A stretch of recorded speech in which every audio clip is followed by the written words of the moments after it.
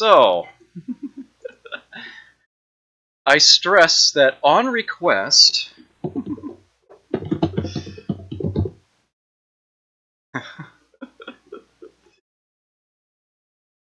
I have no idea who this is from, but I will find out momentarily, I'm sure. I stress that I am playing this blind. I have never played this before.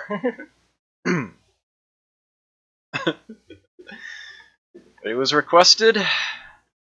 That's why I do these Thursday night streams, these themes. Time for me to learn something.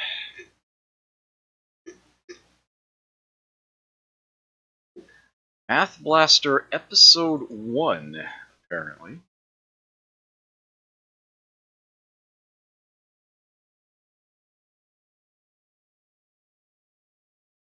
'94 Davidson and Associates.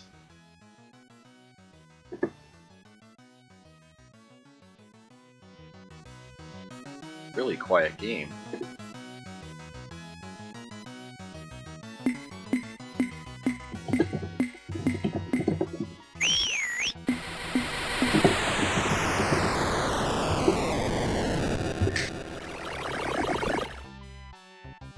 Spot, prepare for hyperspeed. I wonder what could be wrong. Well, did you check the fuel gauge? It must be the polytronic combustion regulator. Spot, prepare to beam out for repairs. Who, me? Nah, I'm not going out there. I'll be below deck if you need me. Yeah, wake. You make me do all the wake around here.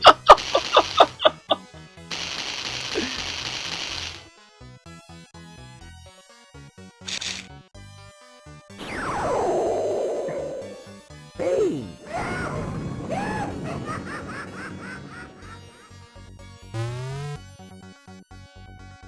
Spot? Spot?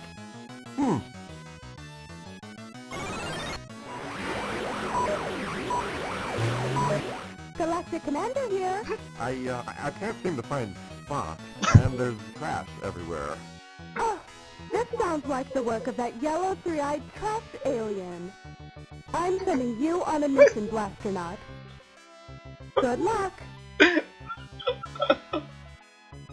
Your mission is to rescue Spot. Here's how. Clear trash from sector, track the alien, destroy alien spaceship, rescue Spot. ... Profit! Well, whatever have we wandered into here? I will say one thing, that guy in green, the way that he talks and the words that he's using reminds me of a little something.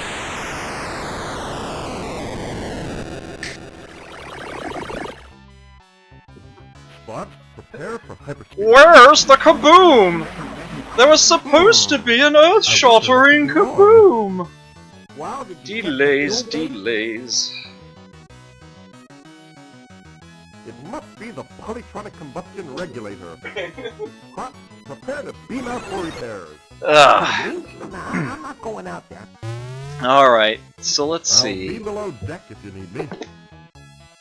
Blaster knots, that must be lives, right? Math difficulty.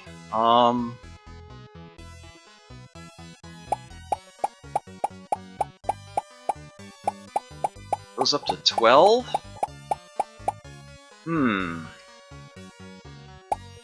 Yeah. Let's see what that's like on its highest. Game difficulty. Practice or normal? Normal sounds good.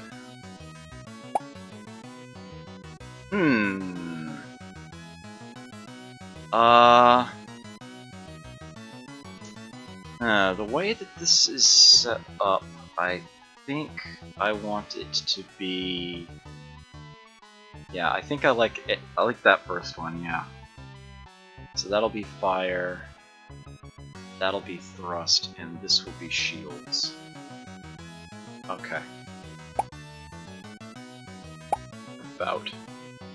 Produced for Davidson and Associates by Western Technologies. Spidersoft? Really? Interesting.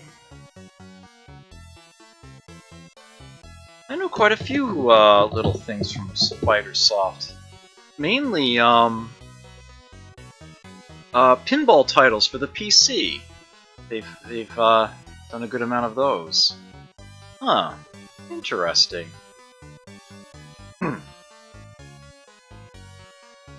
Should prove interesting.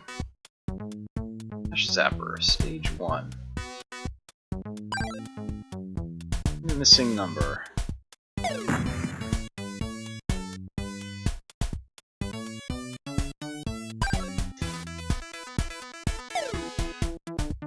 There it is.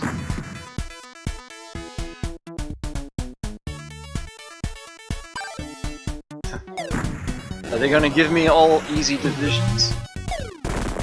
Oh! I apparently need to use shields for that.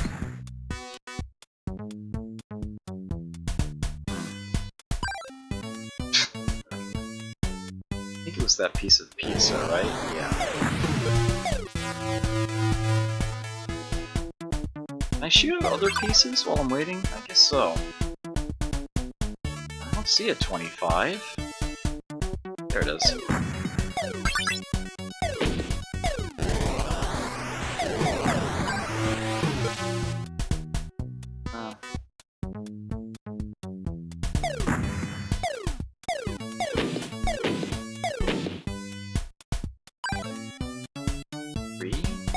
Oops! Ah, something else got in its way.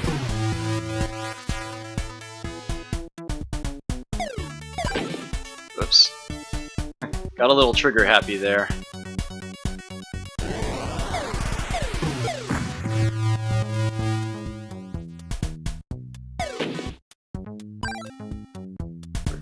Please. Here.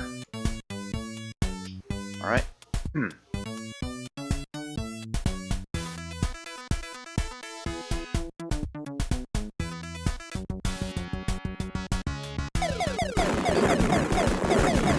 Yes, there's the pew-pew.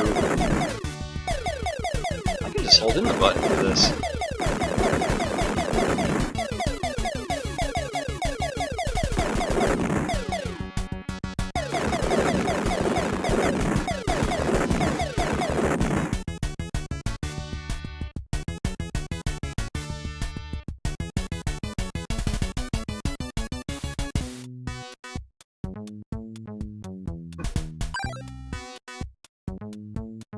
If they're all going to be division, this is actually going to be very easy.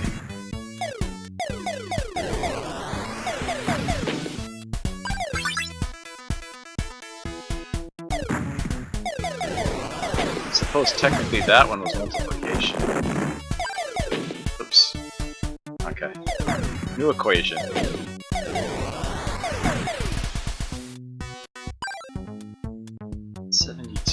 There it is. Come on, get back here.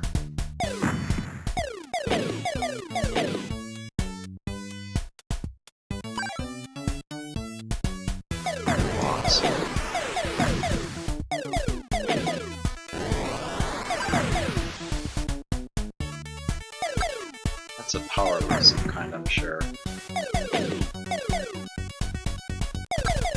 That never gets a number on it, so I'm sure that's safe to shoot. Oh! To block some of those.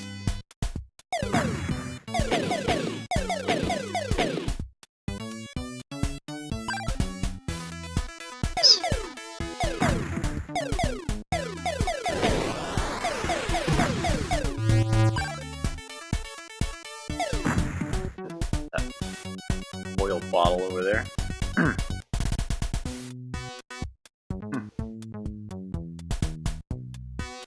Anbu Lion, good to see you here.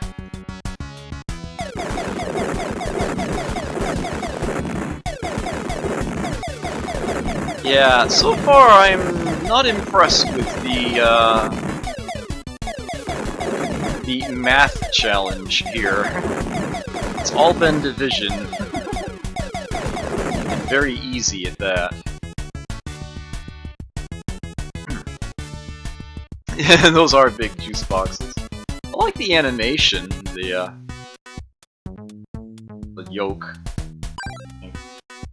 Alright, now it's getting slightly more difficult. There we go.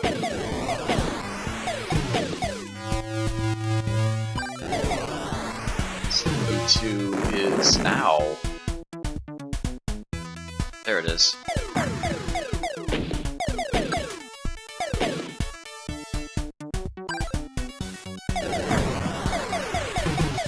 Damn.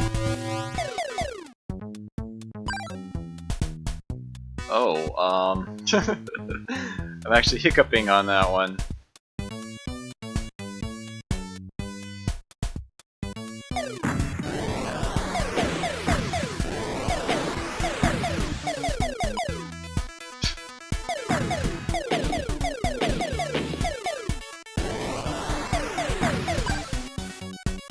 Get back here.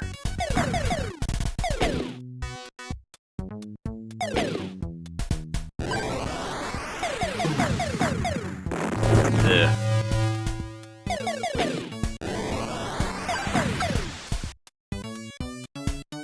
That's another easy one. Just throw the number right in front of my crosshair sight, why don't you? Ugh. 75. Ooh. There we go.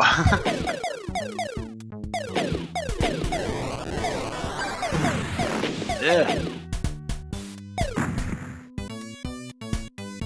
Oh, give me the... Damn it. Finish this. Finish the frickin' stage.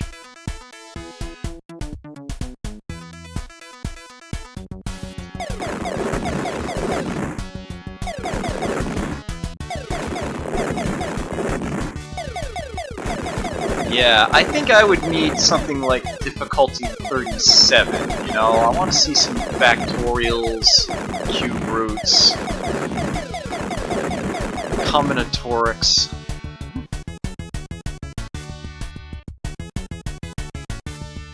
Trig would be a little too far, though. Oh. Something new.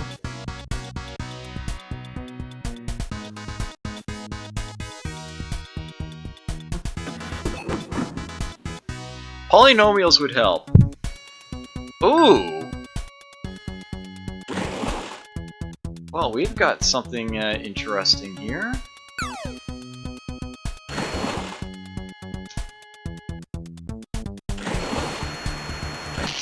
Ow. No? What am I doing? Supposed to crash into the,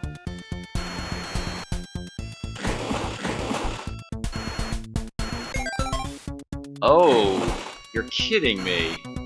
Seriously?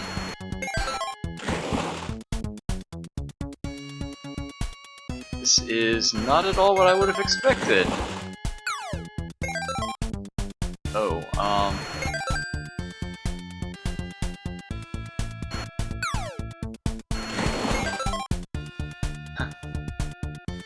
have to keep a bunch of numbers in my head here and try to...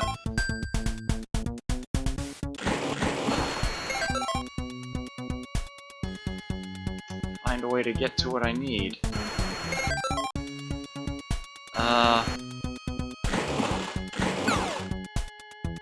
This changed significantly. Why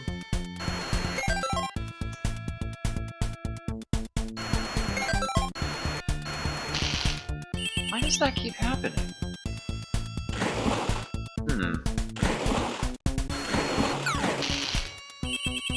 Well, I definitely have a number that's...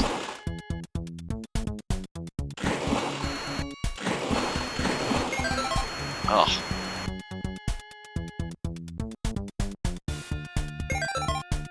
Oh, I need a number between those ranges? That should be real... Oh, but not equal to either one. Okay. Alright, I see.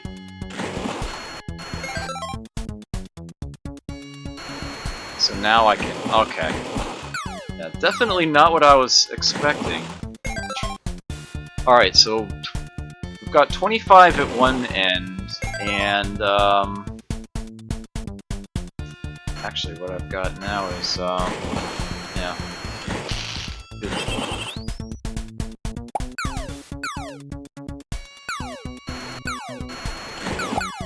So I literally need to fit between these numbered gates, then. It's a wide range on that one. No, my number's too big for that. Ooh, I have to be careful not to, it's like a pinball. And they won't let you go negative. Alright, so I can't go through there. I have to match its number. Okay. Actually have to be... Boy! Come on, game. Don't be like that. There. What? I have 11. That is saying... Oh, wait a minute. 54 divided by 18 is only... What am I doing? Why did I think that was larger? It's decidedly smaller.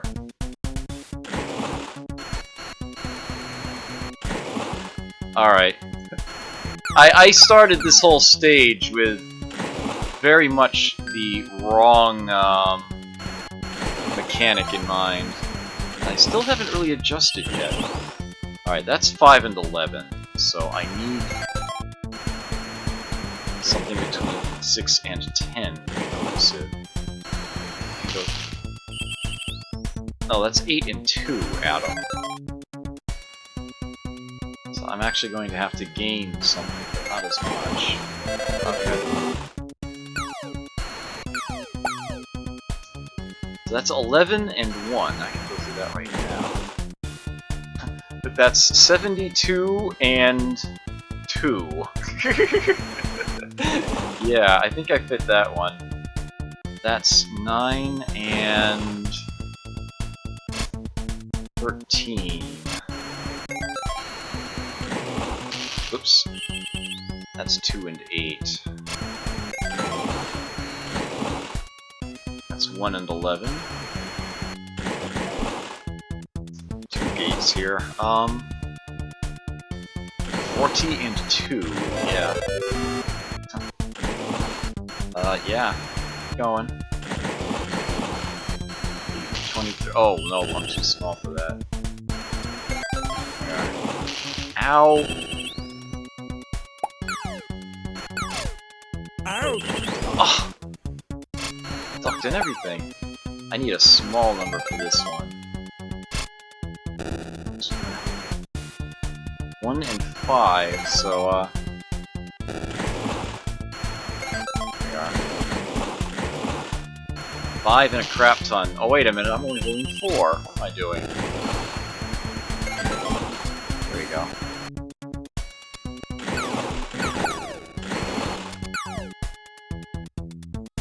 Yeah, 3 and 20. 17, 1, and 7. Oh, wait. What am I doing?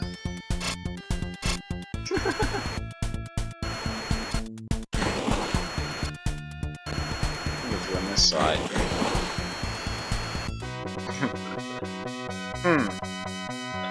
Dark Zoma, good to see you here. Can't believe I'm still playing this, actually. It is definitely pew-pew-ish. Uh-oh. I'm gonna have to figure out now.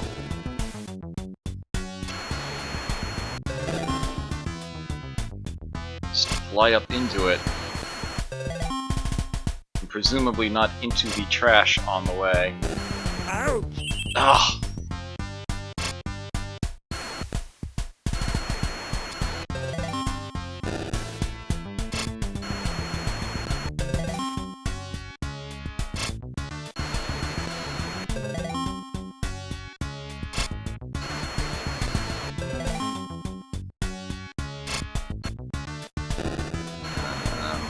About the ones at the edges. I'm afraid I'm going to get ambushed by trash on the side.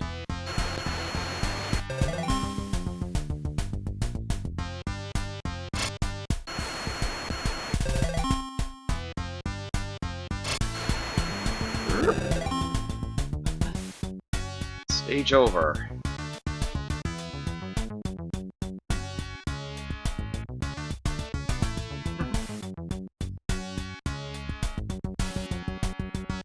Bonus stage. Ooh, gems! This must be for collecting.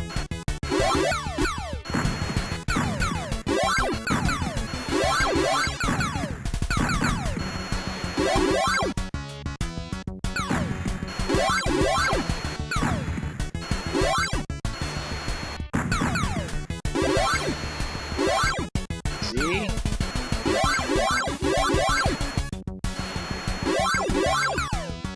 Oh! I'm not counting that against me. Just doing the bonus stage on safe.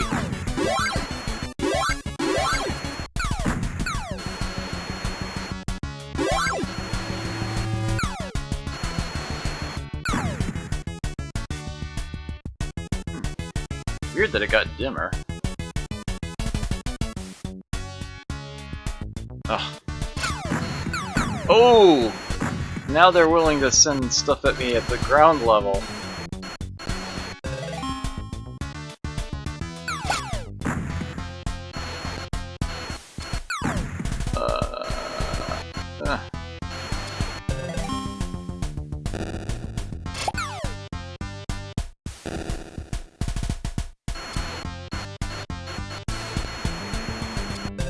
Still where a single tap ends me, so...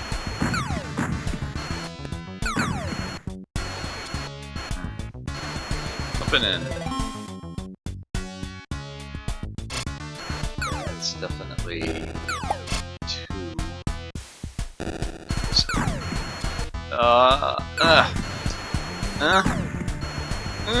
Yes! 12. And up! Go. Whoa! I got. Oh! That's game, right? Yep.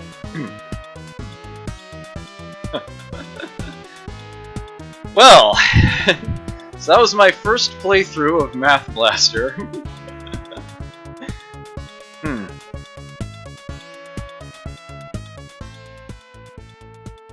Well, aim at something saner for some other title.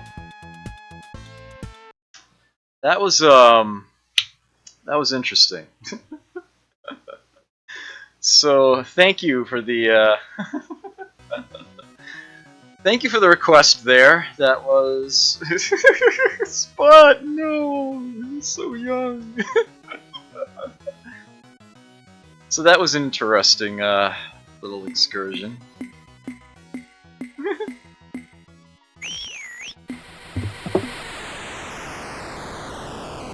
I will not be playing that again. right this moment, as you might imagine. I think the next one that I want... Well, there was another one that was requested, and I can play that as well. Top Gun.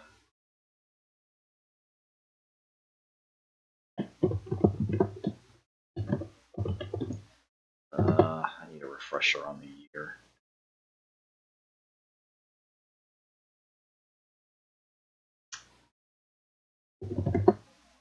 It has been quite some time since I have played this. I have played it before.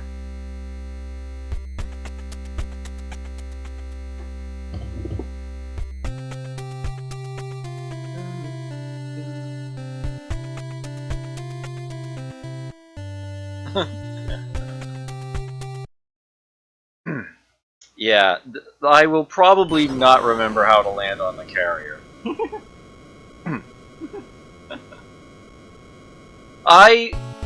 When anyone follows me, I will at least look at their profile to see if they are something I'm interested in following myself, so I will definitely take a peek. Hope you stop on by again sometime later. You enjoyed your visit. And I will definitely check out your profile, at least, at some point. There you go.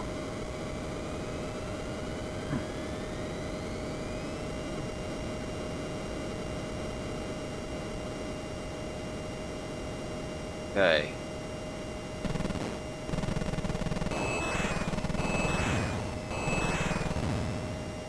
There are basically two parts to this game. First is this afterburner style shooting down of planes.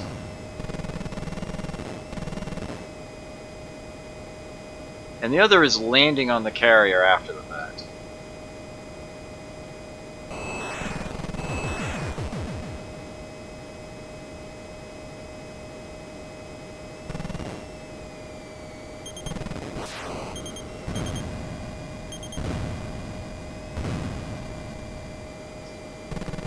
Yeah, you've got your gun here.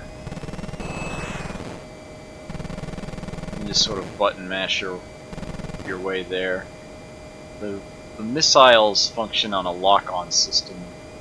You have to press the button twice to fire it. If it's within that outer cursor, one press will cause it to lock on, and then the second press will launch the missile at it.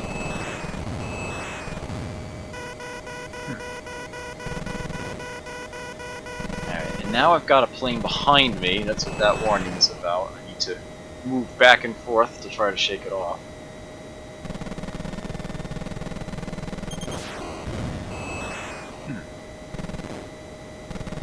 Yes, I'm not even sure I remember the controls for the landing sequence.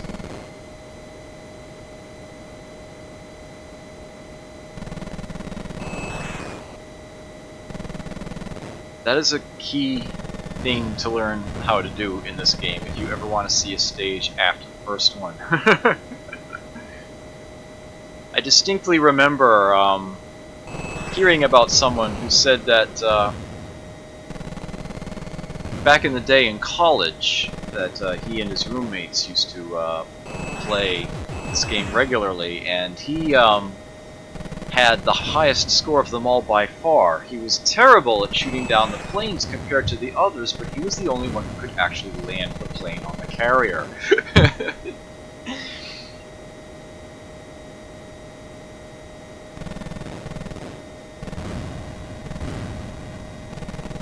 Yeah, if I don't manage that on this first try, and I probably won't, hopefully I could be forgiven to look up the manual real quick, remind myself of the controls. Oh dear, let's see if I can make it happen there. Yeah, here it comes.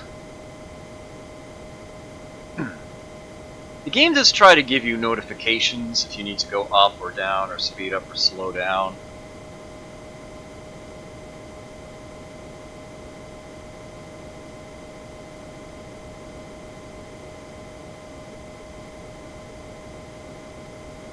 Nope, definitely this other button.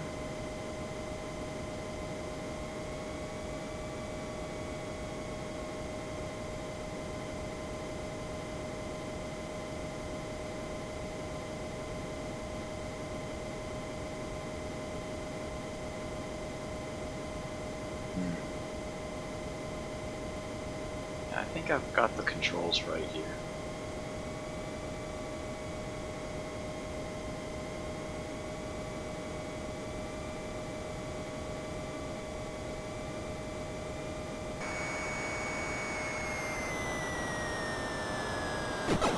Nailed it in one.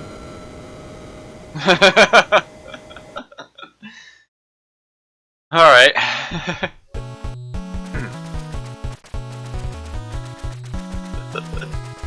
Hope I didn't terribly disappoint any of you out there.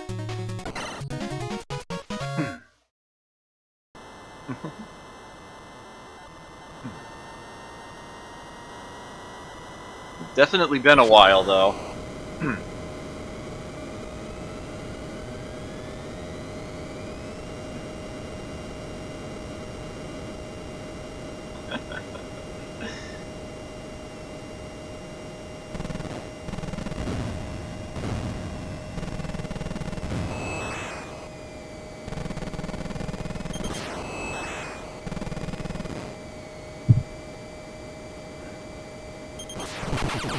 Ooh, took a hit there. Ah! Yeah, the planes are a lot nastier. I suppose they're jets, actually. Yeah, in the second stage here.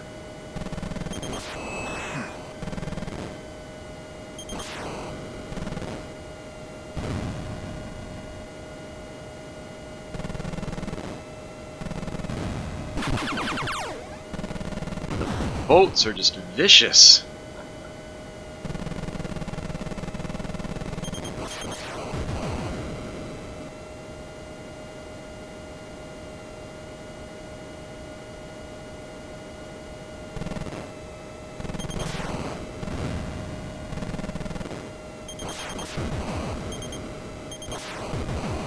Yeah, the weakest type of missile, you actually have to hit them twice to drop them. Should probably take the medium strength missiles for the second stage.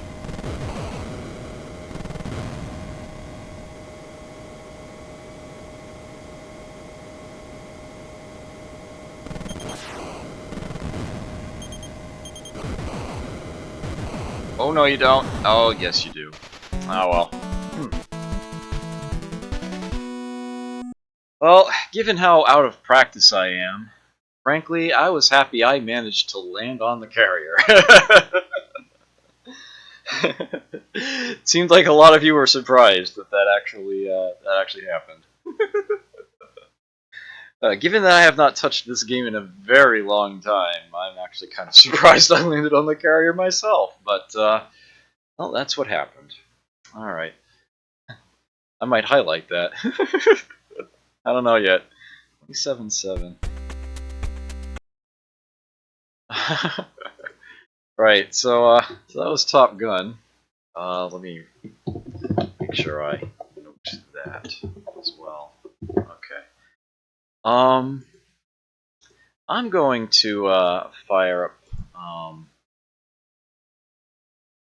another jet-based NES shooter that is a lot less well known, and it's a shame because it's absolutely fantastic.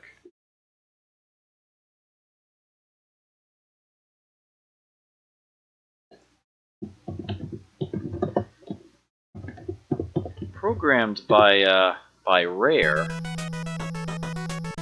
at one of their high points, back when it seemed like they could do just about anything they wanted. It was perfect.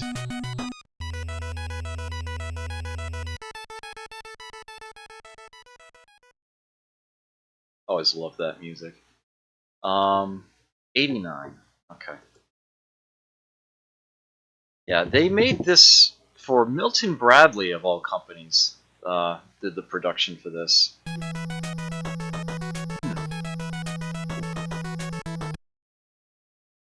Captain Skyhawk. It's a nice sort of... Yes, precisely, Jesendar.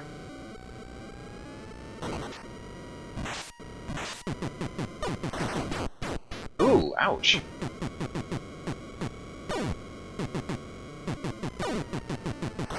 Yeah, in this game, you actually do move the plane up and down. Aim up and down. Oops, hit the mountain there. So the isometric perspective is actually important and valuable. It actually has a great sort of shoot-'em-up feel to it. Plays very smoothly. Ooh. No. Thought that there was a thruster, but it's not. Ooh, I'm making this look hard. Bastard to reset it. Try that again. It has been a while. There's actually several different styles of stage. These sort of overhead Zaxxon-y are kind of Only one piece of it. Oops. Here I am, wasting bombs. Hmm.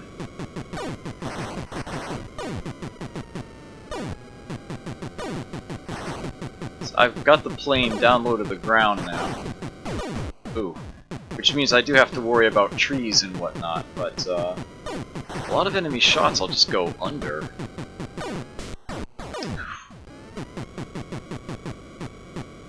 You can just hold in the fire button, but you shoot a lot faster just pressing it yourself.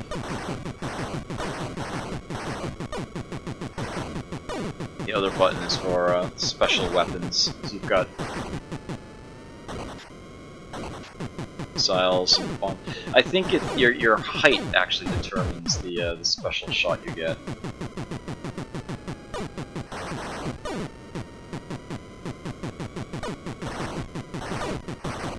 Ugh. I'm not even making it past the first stage here.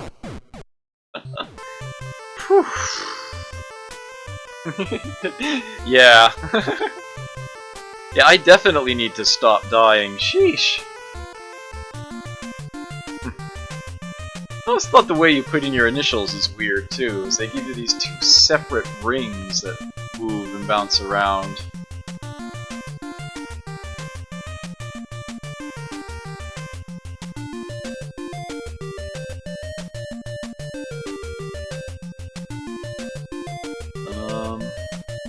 Oh, right, the return arrow, there I go. I am really out of practice in this. I used to be able to make it quite a ways into the game.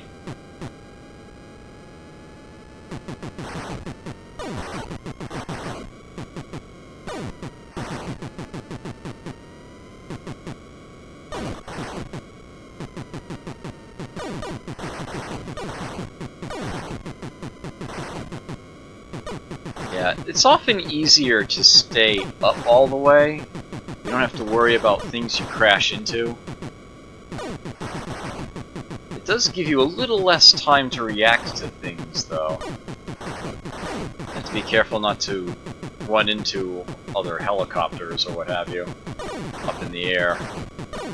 Less reaction time, but navigation is a lot easier to deal with. Oof, that bullet though.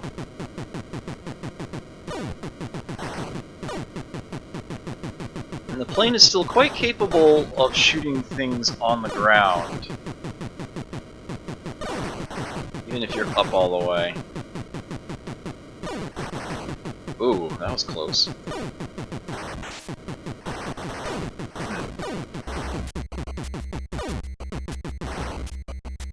Here we go.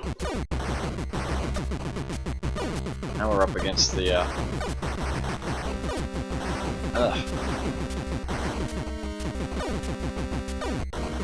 Yeah. Oops.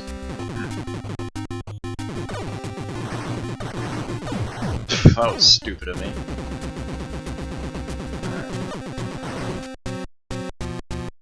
Just lower the altitude off to the side here. Just want to give myself as much opportunity to dodge their shots as I can.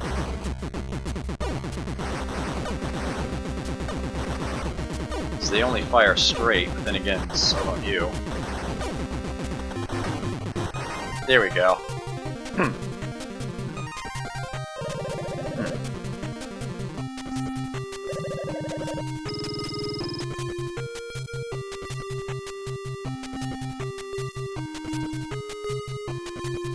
Now we have another type of stage,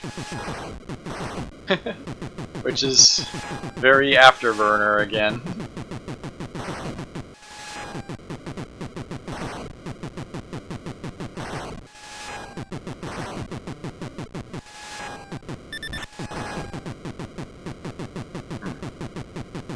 Come on.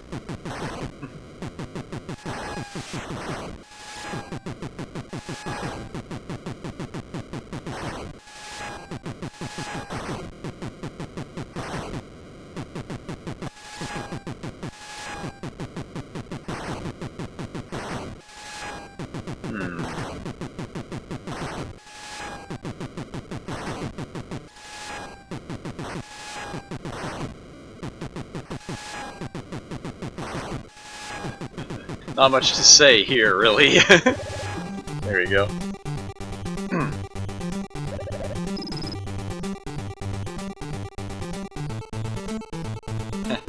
And yes, there is a docking game too.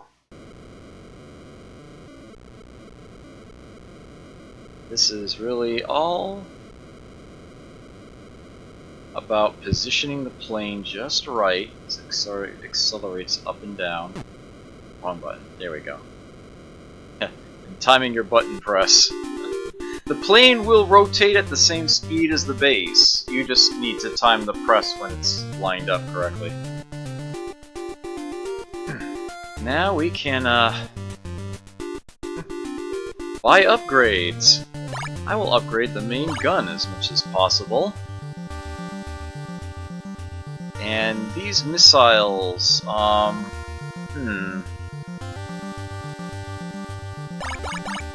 load up on the bombs. Off we go. Bit of Buck Rogers' Planet of Zoom tunnel flash there. Drop supplies in crosses. Yeah, here's your incentive to stay low.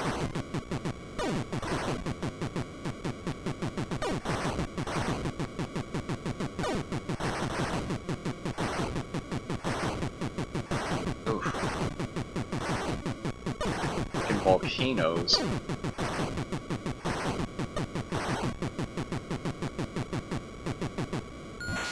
Ah! I was a little late. Just a tiny bit.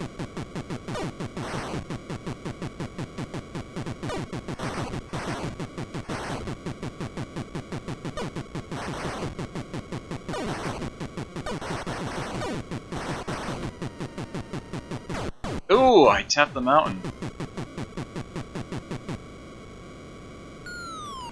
There we go, there's one. As you can see, you just loop the stage until you get them all. And you do have limited fuel. There is that meter at the bottom right there.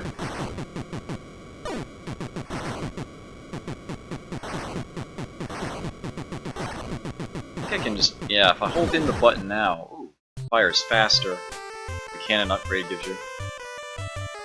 Oh well. That was enough of that. It's a very uniquely designed and very fun game once you get used to it. As you can see, there's a bit of a learning curve. But once you get used to it, it's actually very playable. Did a very good job with this one.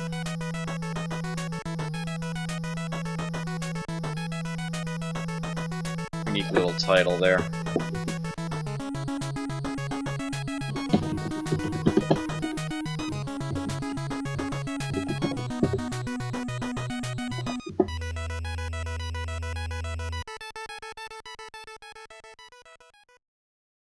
That music is fantastic.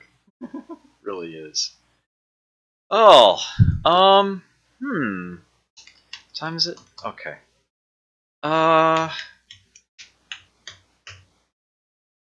Yeah, I'm going to, whoa, where'd all those dropped frames come from? What is going on tonight? It's not good. It's not good at all. Hopefully my changed settings aren't betraying me too much here. Oh.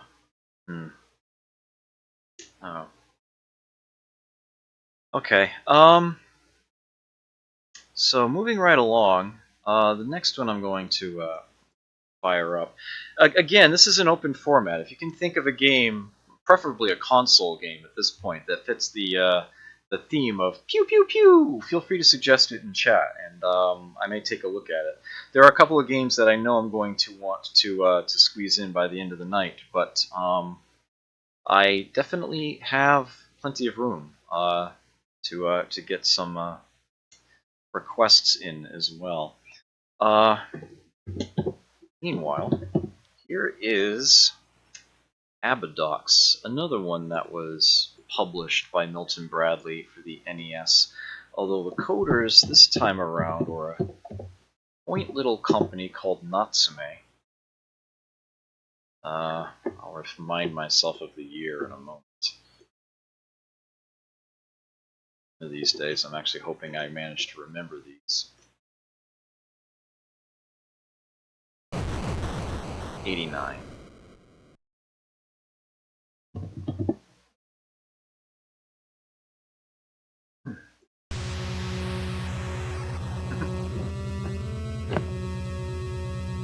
Natsume made some fantastic action games back in the day, before they essentially became the Harvest Moon Company and did nothing but.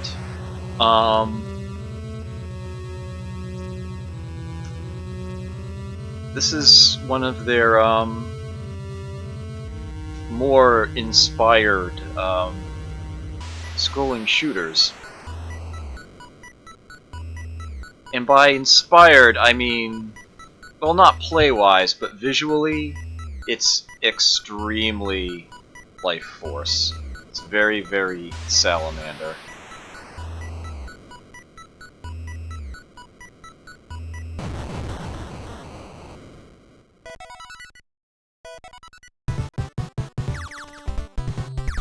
The music is fantastic.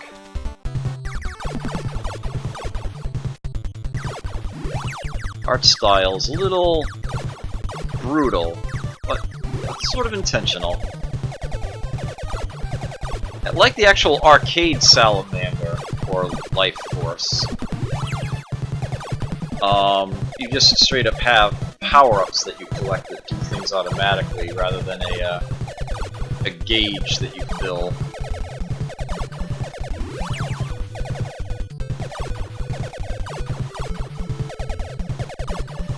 Yeah, I've got the fire button here.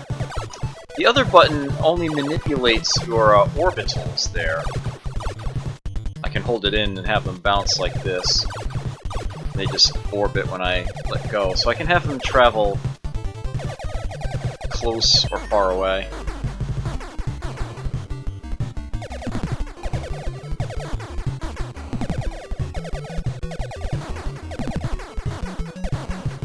This is one of those games that's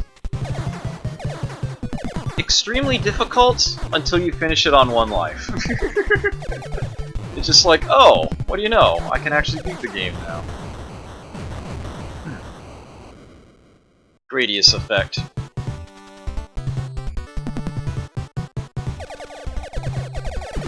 Yeah, if you have played Gradius or Life Force, you're almost certainly seeing inspirations.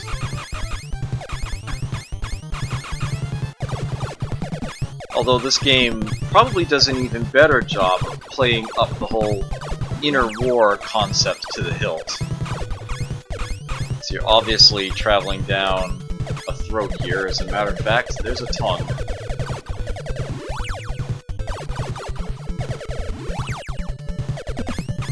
There we go, now I've got protection from a hit.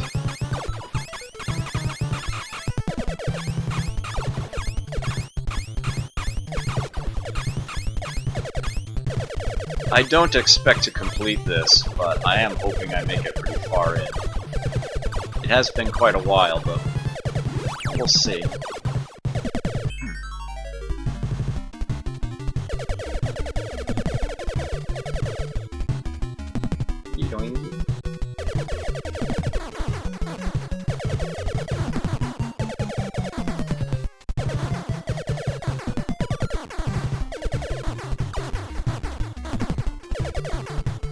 This is sort of a safe spot here.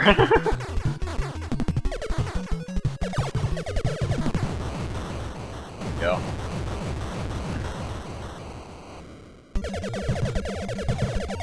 And as if we there wasn't enough copy from Life Force, now we scroll vertically. Oh, damn. Yeah, now I'm moving extra slow. Ugh. Yeah, it's probably going to end in short order here. Yeah, Gradius effect to the hilt.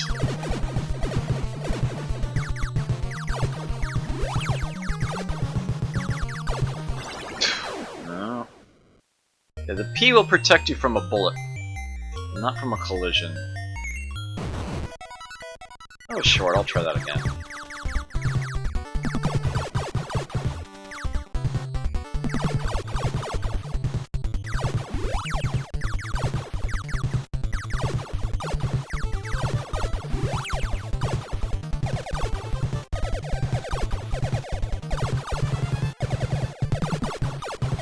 Oh, that's totally...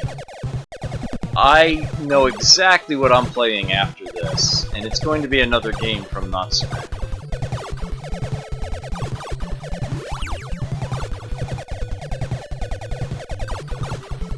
That game is also derivative, but its inspiration is a lot more obscure. And there's not a whole lot of games of that style, and they did a perfect job of it. Ooh. It is very, very pew-pew-ish. This game is either... most people either really like it or really hate it. Very few people seem to be really neutral as regards this one. I like it, but there are definitely certain things about its design that I think are off. Game needs a lot less of the Gradius effect in it.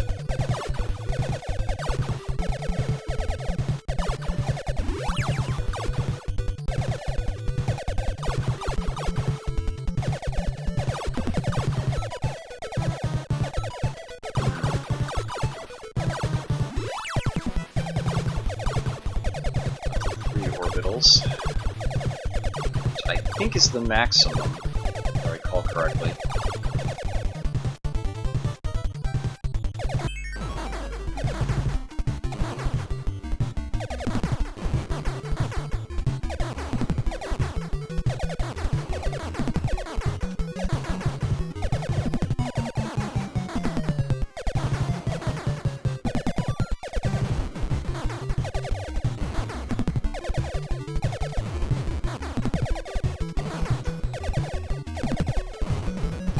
It won't fit the theme, but another game of Natsume's that I would point out would be the Ninja Warriors on the SNES. Sort of an updated version of the old Taito arcade game, the screen one. It is absolutely incredible.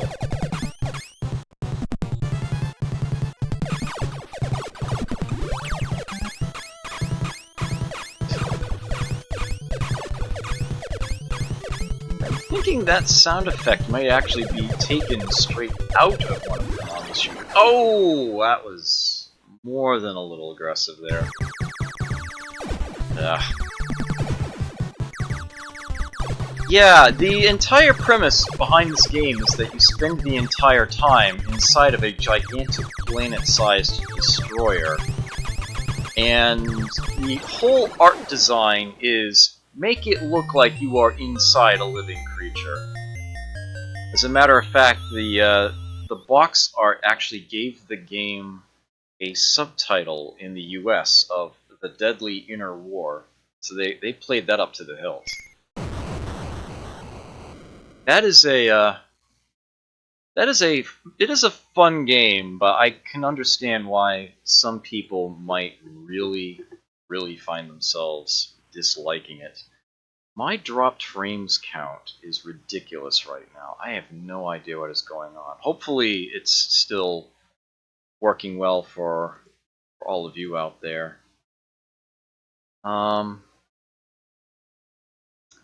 Yeah, I'm gonna fire up an SNES game now.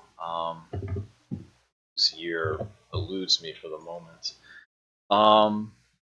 This game has become very popular among collectors lately.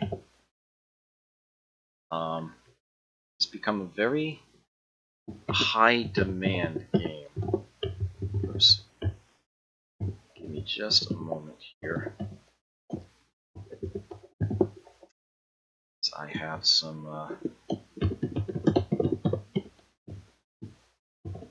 so I need to switch around.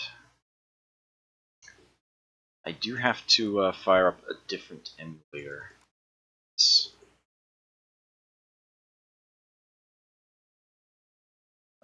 Okay, I'll take care of that.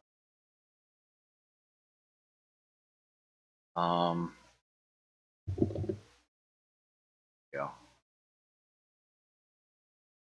This game is pretty much universally loved.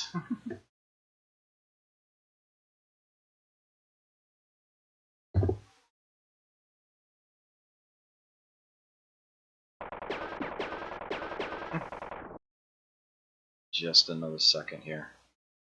Where is it? Come on, stop that. Here we go. Alright, we're good to go. They self-published this too.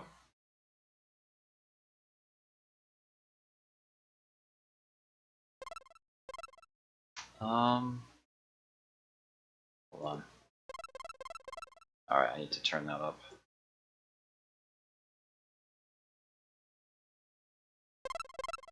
There we go. I'll leave it on normal.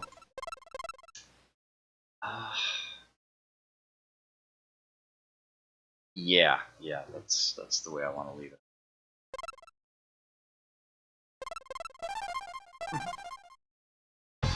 So you have a choice of characters here between Clint and Annie, and some Paulette choices as well.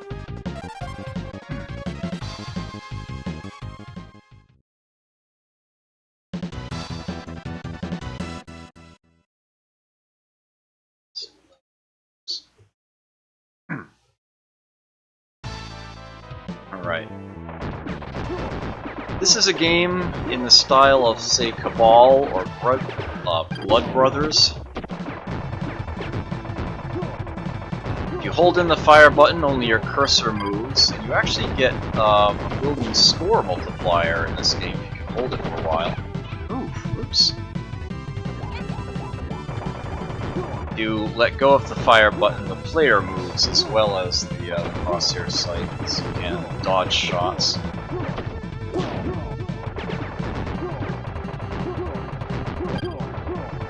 You get melee strikes by releasing and pressing the fire button again, so in range. And you have a jump button to get yourself out of trouble. Machine gun.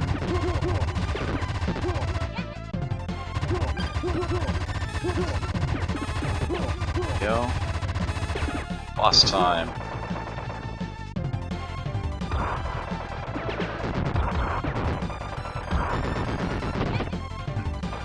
Yeah, this game does a great job of giving you a warning as to where enemy shots are going to be when they make it to your plane. Go. Fixing my window layering there.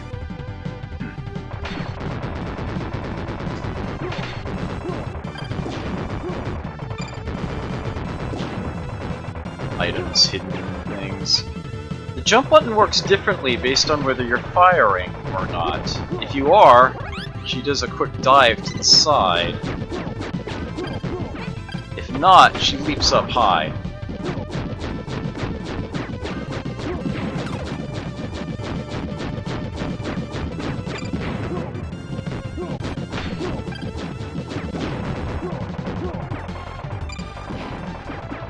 And there's one other little thing available, well, two things available to you actually, that I will cover in a bit.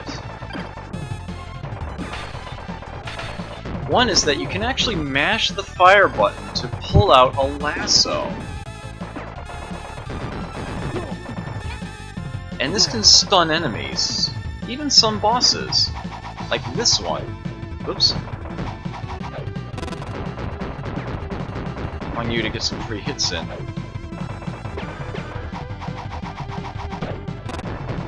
There we go. Yes! Yes, yes it is.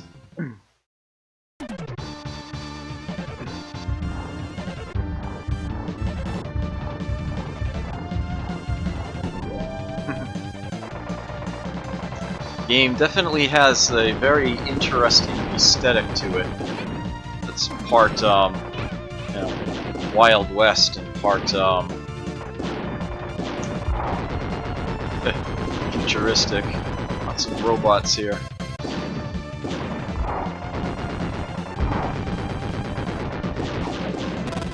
It's not him too, but he's usually doing Gatling attacks. There he goes. I don't usually see him fire so many missiles. He's done now.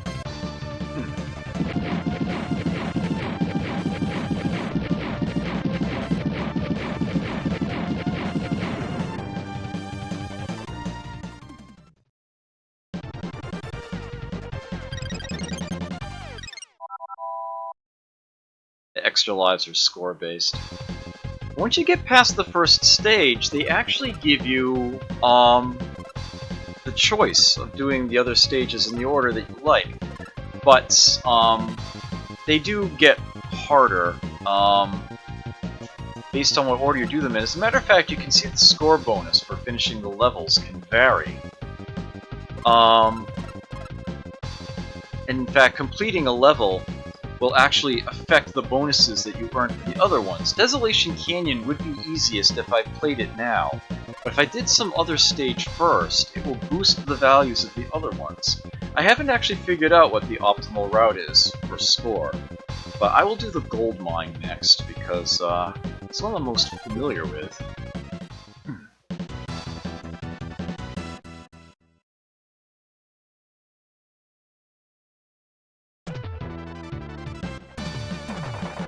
Enemies sliding down the cave at the top there. Now, you see a timer at the bottom center. You just need to survive that long. I actually picked up that dynamite stick and I can throw it.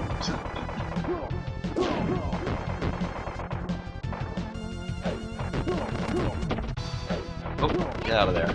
Okay. Power-ups show up that you can shoot.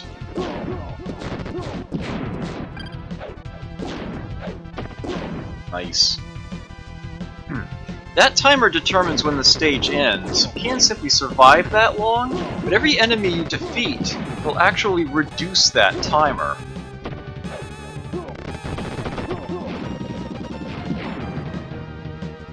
Now I need to fight one of these guys again.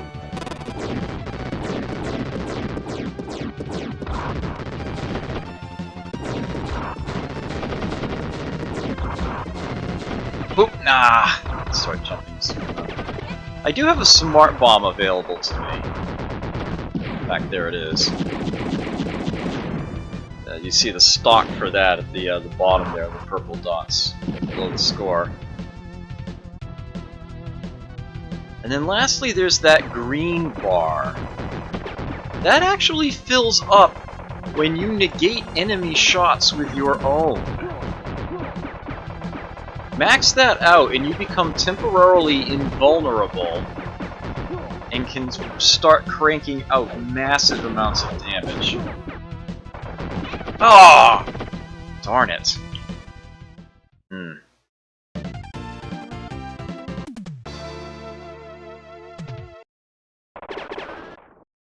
Continue timer in the background.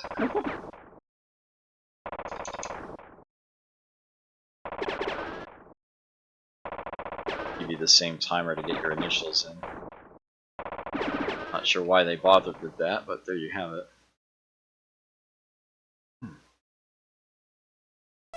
I'll give that another run. I'll go through the stages in some other order. You see more of the game.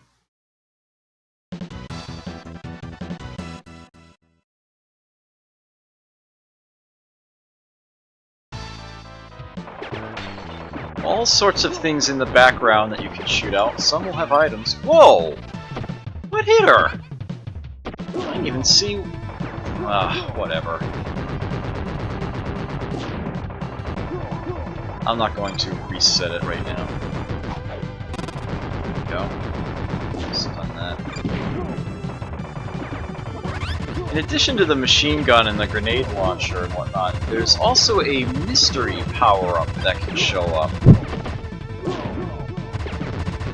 But that can be a bit dangerous, because one of the things that can give you, and it is somewhat random, is a literal pea shooter. It's like a toy gun that can't damage enemies at all. The only way that you can get rid of it is to run it out of ammo. Kind of obnoxious, but I am hoping to be able to show that off at some point here. Here we go.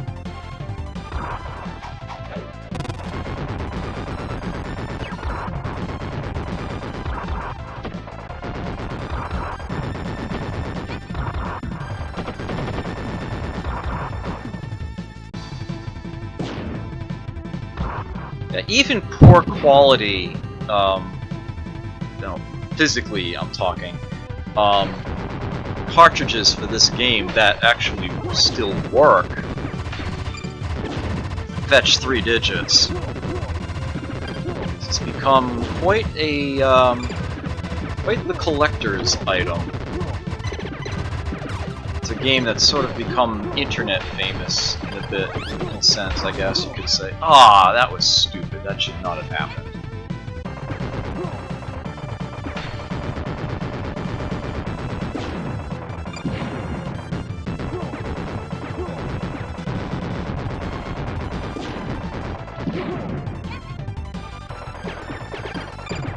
Can shoot out that welcome sign.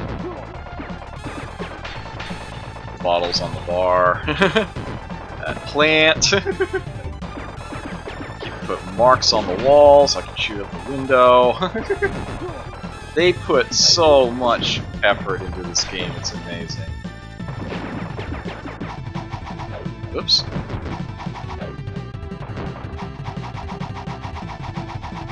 There we go.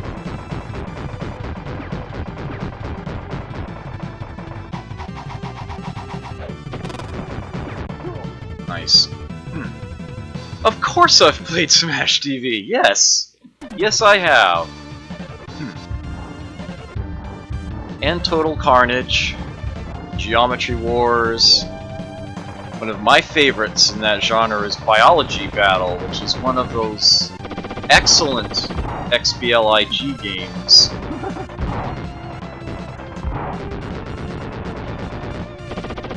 Oh man, I'm so looking forward to the day I can stream Biology Battle. That'll be amazing stuff. Definitely a fan of that style of game, definitely. Oh no you don't. Good thing you can double jump. Oh no you don't. There we go. I might have streamed Smash TV, I'm not sure off the top of my head whether I have or not. Oops. That pauses when I'm looking at something else. Good.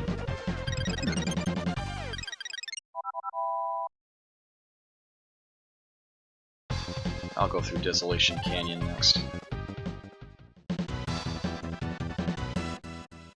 If you go through the stages with the smallest bonus, then things will be at their easiest, but more points to be had by going in different orders.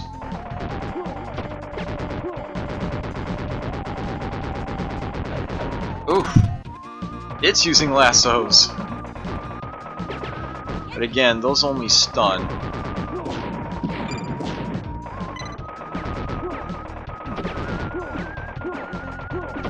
It would be nice to show off super mode at least once, but that's not an easy thing to do. Oh no you don't. Ah, it gave me the shotgun. You never know, it is random. Shotgun, machine gun, grenade launcher, or pea shooter. I think that... Oh, it's one of these guys. There we are.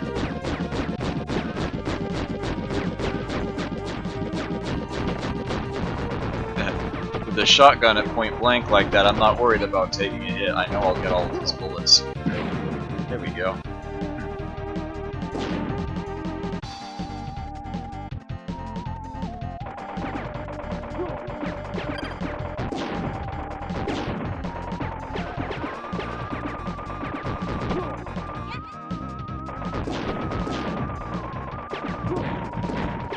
Uh-oh.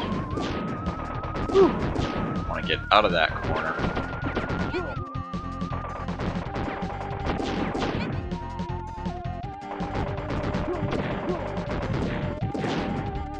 I'm a little concerned about that one.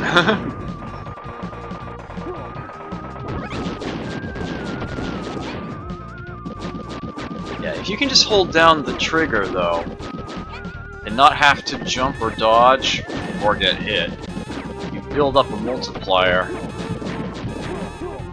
for enemies. You get up to 5 times the points.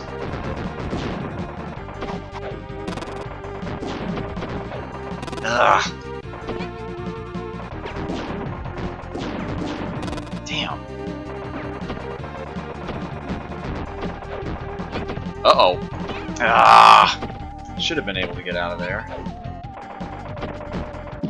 Okay. I need to get... Ugh.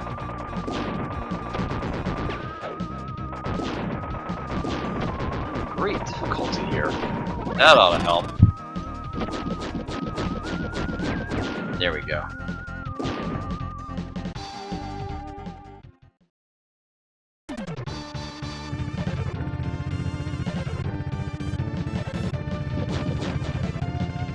Ourselves a train.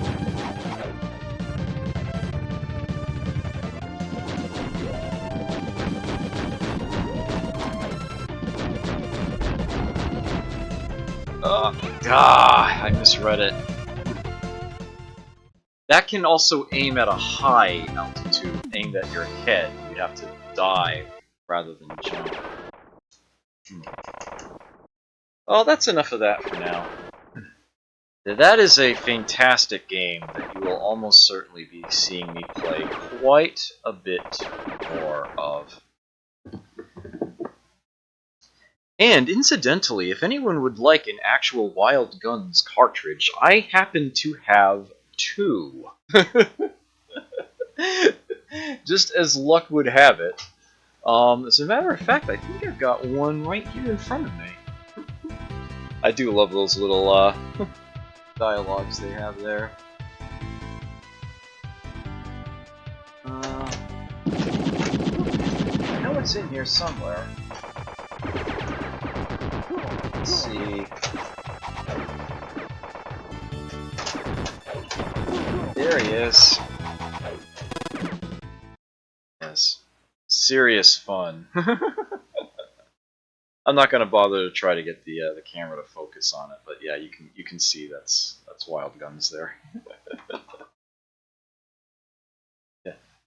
Admittedly, the other one is not quite as good of shape, but there it is. Excellent game there. Okay, I have about 40 minutes left, and is Phalanx a Pew Pew game? Yeah.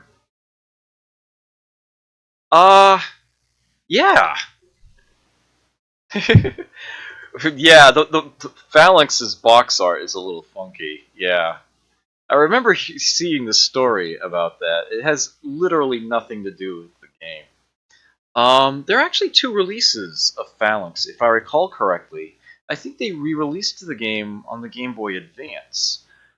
But, well, let me see here. Oh, whoops. That I should not have done. Give me just a second here. I'm not sure I have I have the actual cartridge for Phalanx. I'm very fond of that game. I don't have that for the emulator here. But, yeah.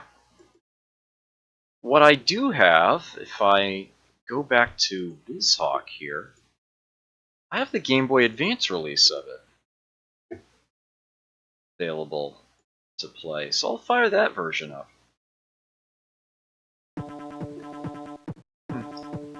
It actually has an appropriate intro.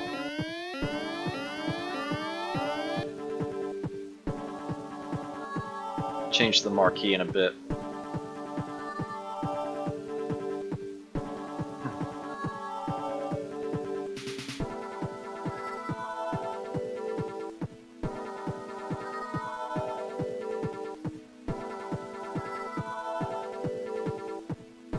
Codename Climax.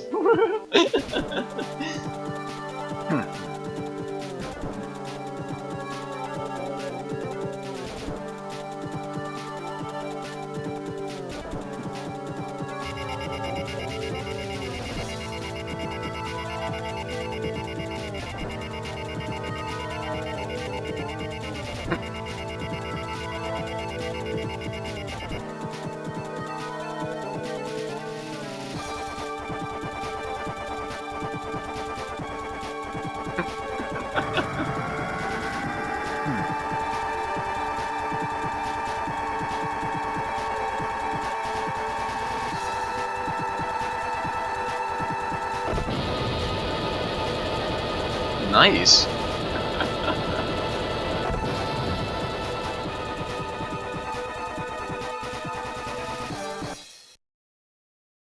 Now, I've played the SNES version of this quite a bit.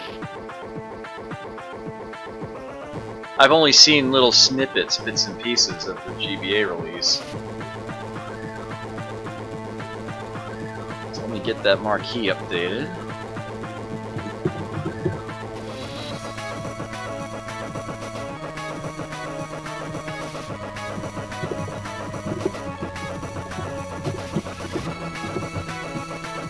I think it was 91 that I saw there. Oops, that's not what I want to do. My score table. A lot of shmups you die in a single hit, this one gives you 3. Oh, Arcus, good to see you! Glad you could make it.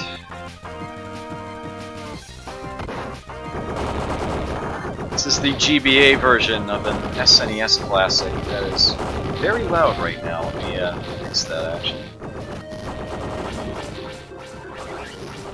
There we go.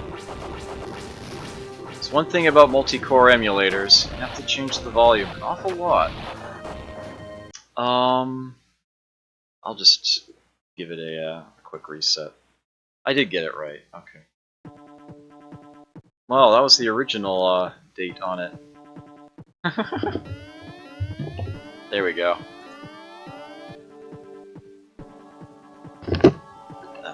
Let's get this played. It defaults to easy. Huh. Speed choice there too. I'll just leave it on its defaults.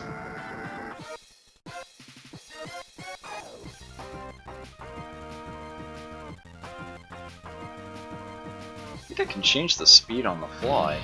Oh, so that's the bomb. My mistake.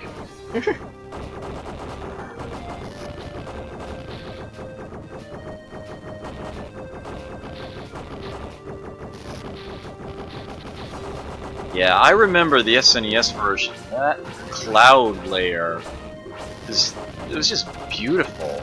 It looked so good.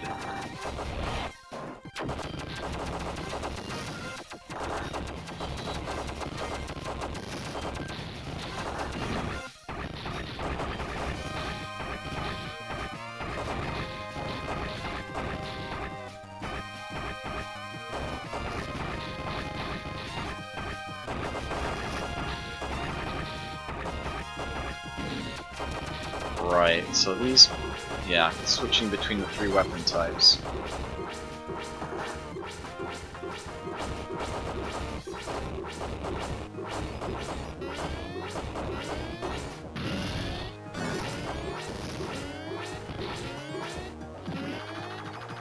Ah, yes, that's right. Sacrifice a weapon type for escape effect. Yeah, that just pauses. Figured as much.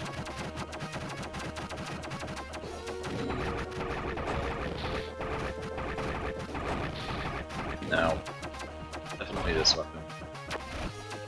Yeah, this weapon type is a charge shot. Only get that guy started.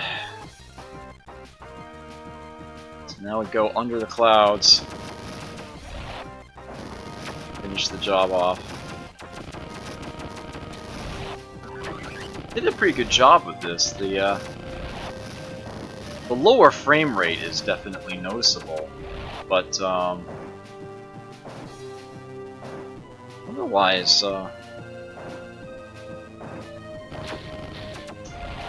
pretty solid.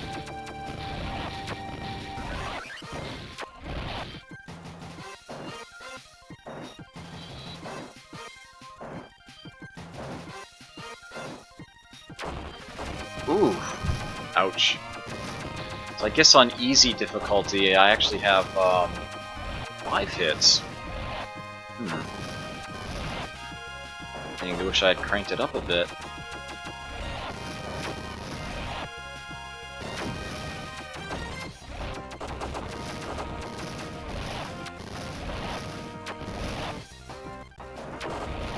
Ow.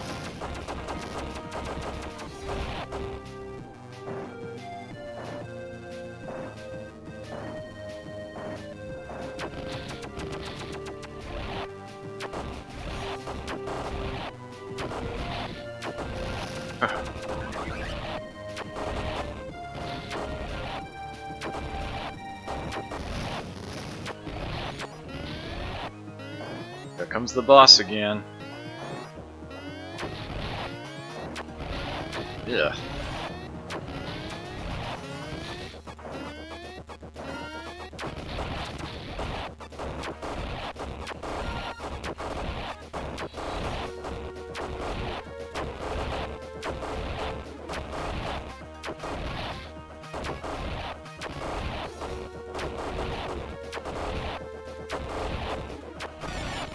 Down it goes.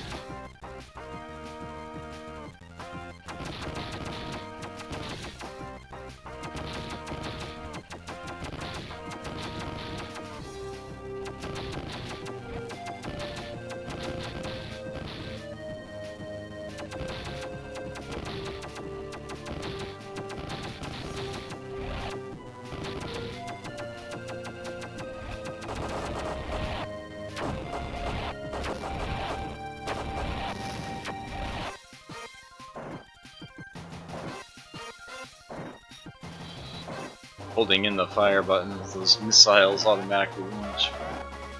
Warning! Not just a caution, a warning!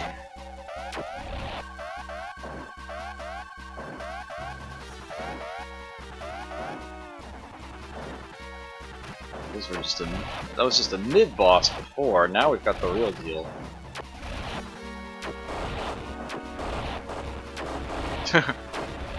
Don't give you a whole lot of space there.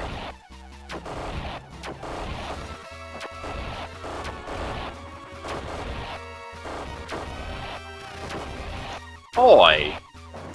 That wasn't very sportsmanlike. Why don't you just back off?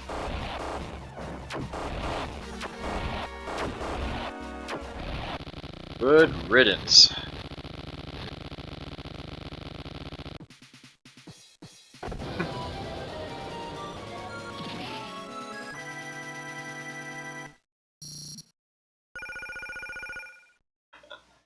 A lot of the art style in this game makes me think of the Neo Geo for some reason.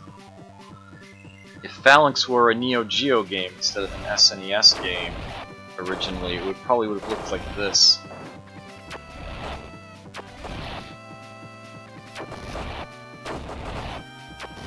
I always thought this stage was interesting with its water in the middle, but not top or bottom.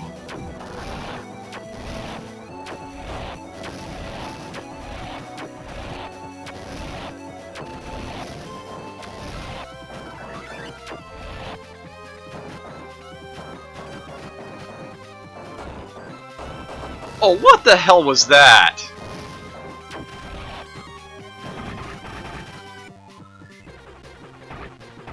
What the?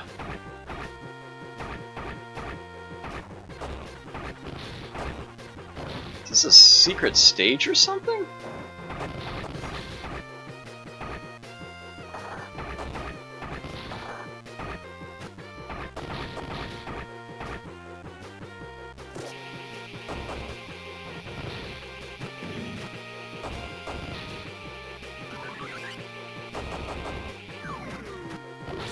Huh.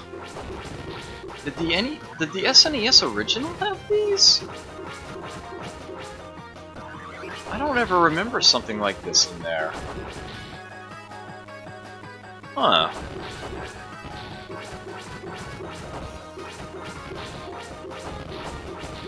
Seems like I can destroy some of the power-ups.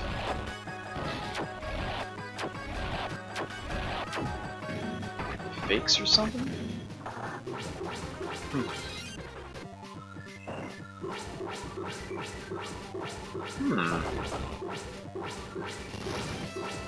That was more than a little weird.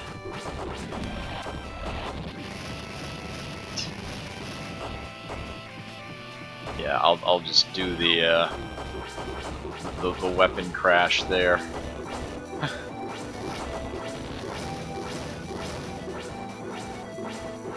Ah, Duke, good to see you.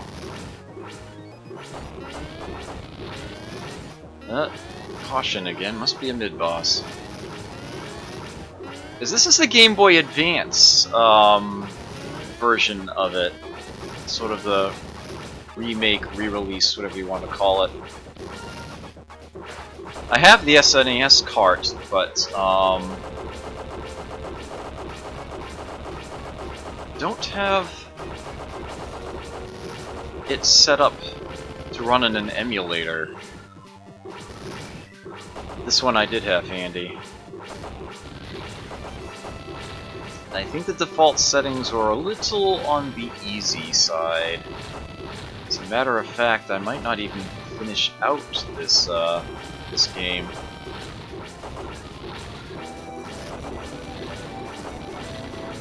About 20 minutes left, and I definitely want to show off at least one game in particular, preferably two, before I have to call it. Whoa!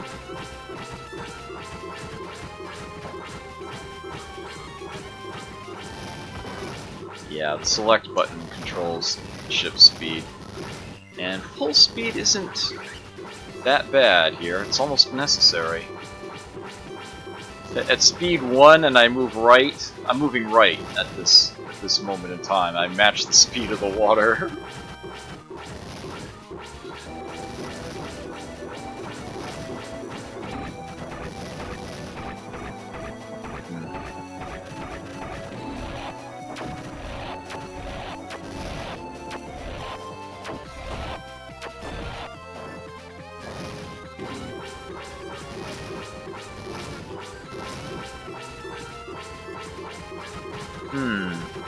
Oh, ouch! That's unpleasant.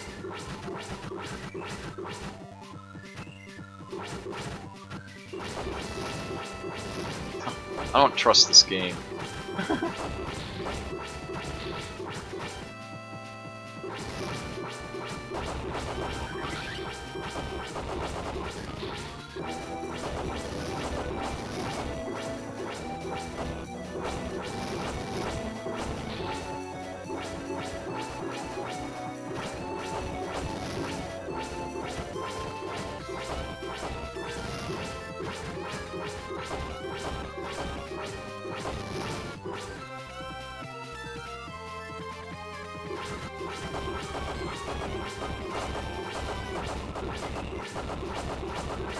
Oh, go away.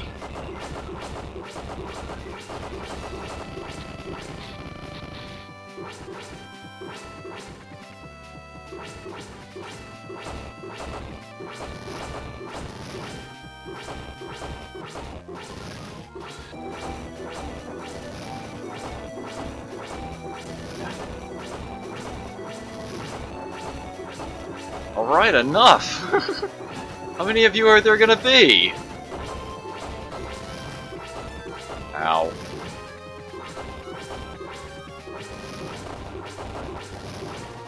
Music's changing. But hey, now we've got ourselves a boss.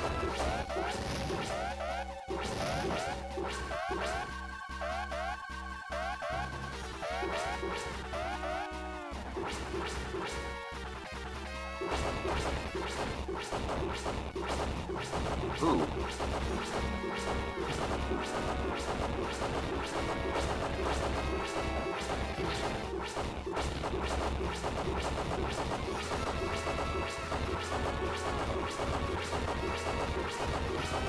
So there it goes. Did Budasan make it to various ports? Yes, actually. There are some, computer releases of it. Computers like, you know, Commodore stuff. Oops. Wrong button. ZX Spectrum in England. Oops! I just blew the wall. Oh, that's alright. I've played enough of that for now, anyway. If I do play that on stream again, it will be on a higher difficulty level.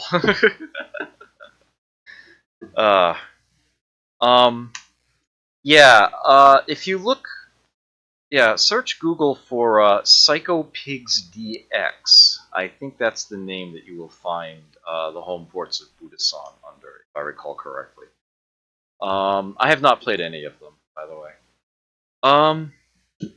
So, Phalanx, that was, thank you for suggesting that, actually. I probably wouldn't have thought of that, but that is actually an excellent pew-pewish game. Boy, is it ever. That was actually the Game Boy Advance release. Okay. So that is, something I want to track here. Okay, so the last two games I'm going to be playing are both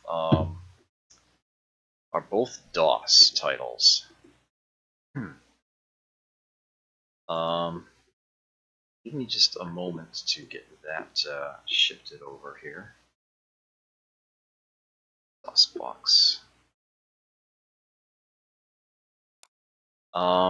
One of these I literally got running. More cycles, please. Thank you. Right before I started streaming.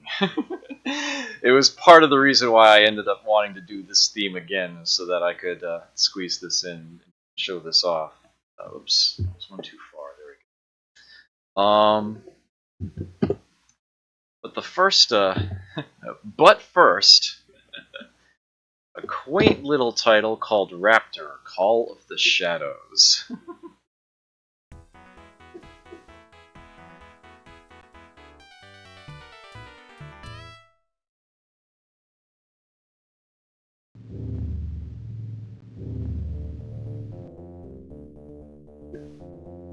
End up being loud enough, I think. Oh, damn, I just canceled the intro. I did not mean to do that. My mistake. Easy to fix.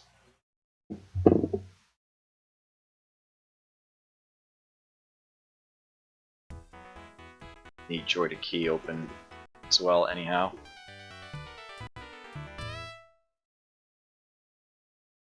There we go.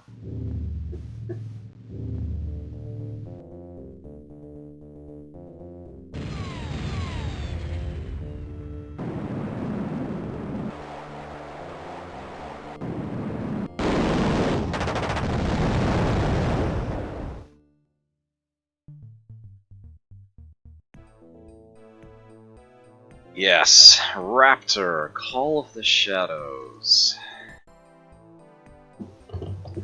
This game actually got a re-release in, I want to say, 2010. It's purchasable.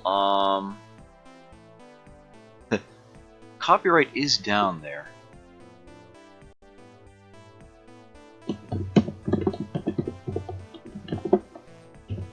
It's barely readable, but it is there on screen. But my copy of this game actually comes from good old 3.5-inch floppy disks from Apogee back in the day.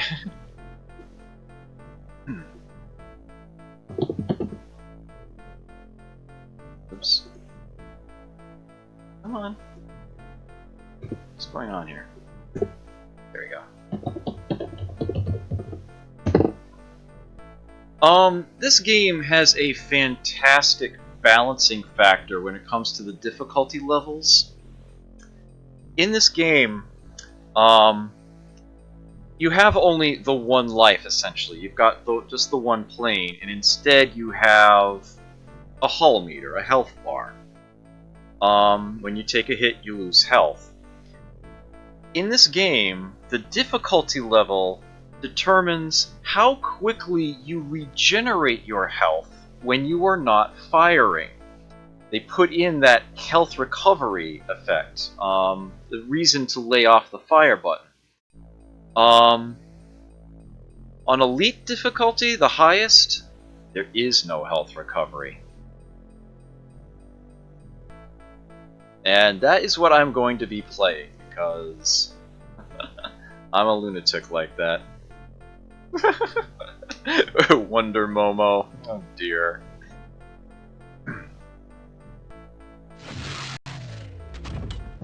Harold's Death Emporium.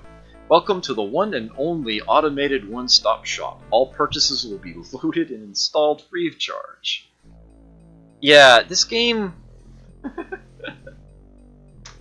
they're kind of mean to you to begin with. They start you with only 3/4 full health, and 10,000 credits you can use to buy the energy module to actually start yourself at full. Or instead, you can buy the ion scanner, which gives you a visible health meter for bosses. That's what that does. And there are all sorts of yeah, Marcus Kincaid would definitely disagree with that, yes. Quite the wide variety of weapons available. Some you can just plain grab. You can sell duplicates if you'd like. Equip your plane however you like. Swap between different weapons. All the way up to the absolutely devastating twin laser. I will actually buy the ion scanner because there is a health up not too far into the first level, and I shouldn't take any damage before I get to it, or at least not much. Now, this game actually does let you repeat stages. There's essentially 3 episodes, like was often the case with shareware games back in the day. Bravo Sector, Tango Sector, and Outer Regions are essentially your episodes, and they each have 8 levels. If you want to play a proper 4-score run, then you're never actually clicking on any of these, you are just always picking autopilot, which will take you to the next level in order that you haven't done yet, starting with Area 1 in Bravo Sector. Go through all of Bravo Sector, then you're at Area 1 in Tango, and so on. There's one other little Easter egg here. Yeah, that's not so Taunataran, yes. I kind of remind you of Riker. Is it the beard? I don't know. I won't be offended by that. I'll take that as a compliment, thank you. There's an interesting little Easter egg here. Now, sometimes just playing this game on a holiday or certain days of the year will actually cause this to trigger, if I recall correctly. But you can always do it manually. If you hit this little switch here, click that in, and then press these buttons. Turn all three of them on. Oh, that's the cancel button, that's right. And then fly in. You'll hear an odd little sort of squealing sound when you start the level. There it is. Now what exactly that does, you won't see until later on. But you will see it and hear it.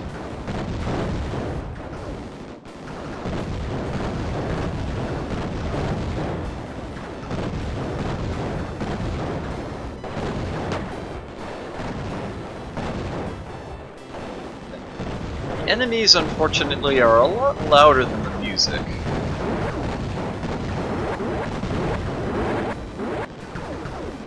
I forget if that's an option I can change or not. Yeah, there it is. There's the health up nice and early on.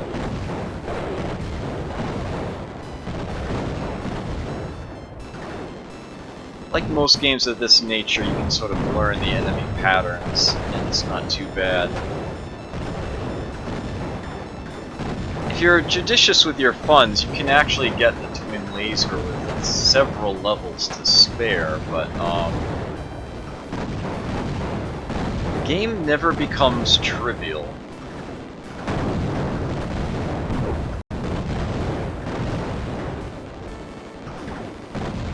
Yeah, they did a very good job with the graphics in this game for the time on PCs. Good stuff.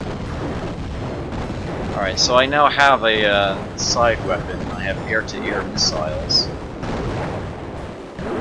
This is a game where target acquisition of weapon types is key. Those missiles, for example, will travel straight over those boats. Only my gun will actually hit them. See, the missiles will fly straight over the building that stops my bullets. Try to hit air targets behind them.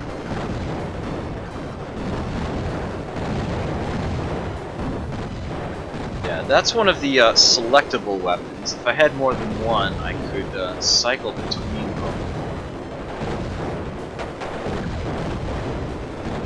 There is a bomb button, but I don't have any actual bombs. I think you start with some on higher difficulties. I mean, lower difficulties. They actually do start you with some smart bombs, but on Elite, the only ones you get are those you pick up or buy.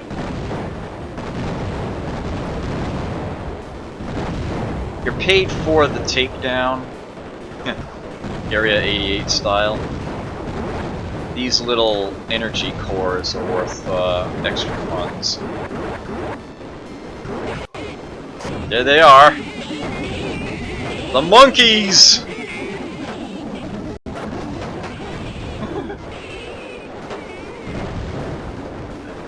They may be funny, but they are stupid deadly. That's the Easter egg, so to speak. That's what I turned on with the switches. This early on, it's very difficult to actually destroy any of them. They're worth a lot of money if you can, but suffice it to say they are extremely nasty opponents.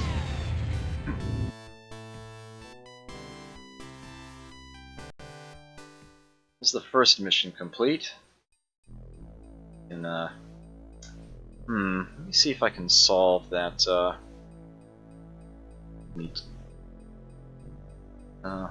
where is it? There it is. Hopefully that'll solve some of my, performance issues here. So now I can visit that supply room and, yeah, definitely will need to buy some more health. You can also sell things. I could sell those missiles I had if I really wanted to. As a matter of fact, I could even sell my main gun if I really felt compelled to. Obviously, this would be a bad idea. Have the air-to-air missiles there. Buttons are 3 and 6. Just a moment here. I'm just checking one thing real quick. Yeah. Okay. Okay.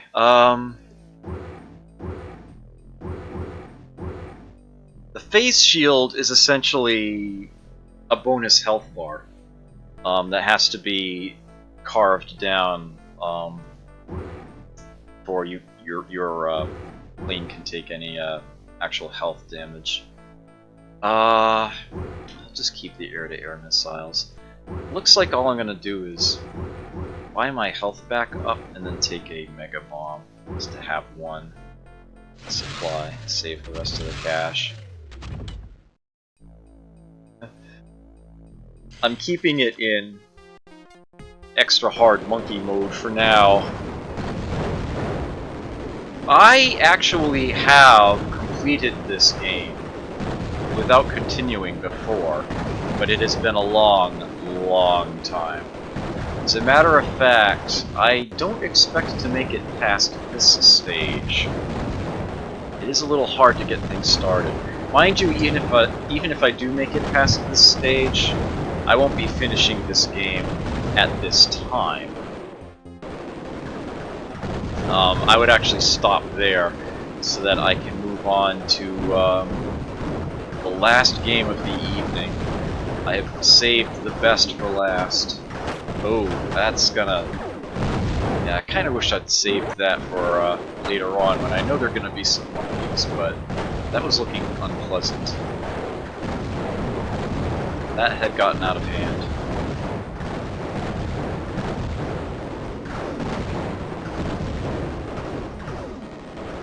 One downside to playing on Elite is that there's no reason not to be holding in the fire button at any given moment. I do like the tactical sense of being able to heal by letting up on it, but clearly the designers considered that a handicap, because on the highest difficulty level, you don't get that. Yeah, more monkeys! Look at all those coconuts! Oh, I just flew into that plane. Yikes. The game tracks damage that you receive very fairly. Bullets do a certain amount, missiles do a certain more, coconuts do a certain amount, and... well, if you don't know how to, each of these things is tracked individually. It's like those groups of 4 missiles. It's like how many did you hit? How much damage did you take? It's very fair about calculating all that. That's a case of arms. That's just extra money. Here we go. More monkeys! Uh-oh. Oh, no, I'm going down. Yep.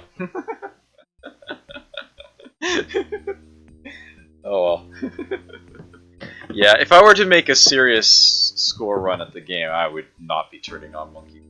But I did want to show that off. I suppose there is actually one other thing I could show you real quick.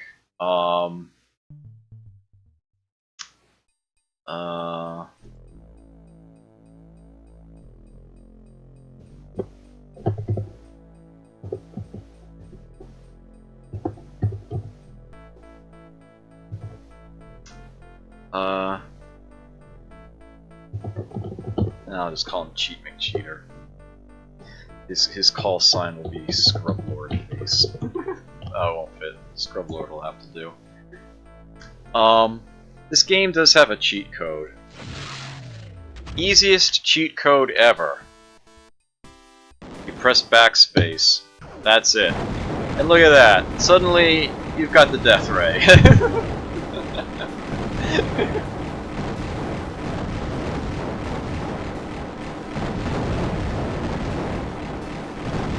Yeah. Definitely takes the challenge out of things. This is the second best weapon in the game.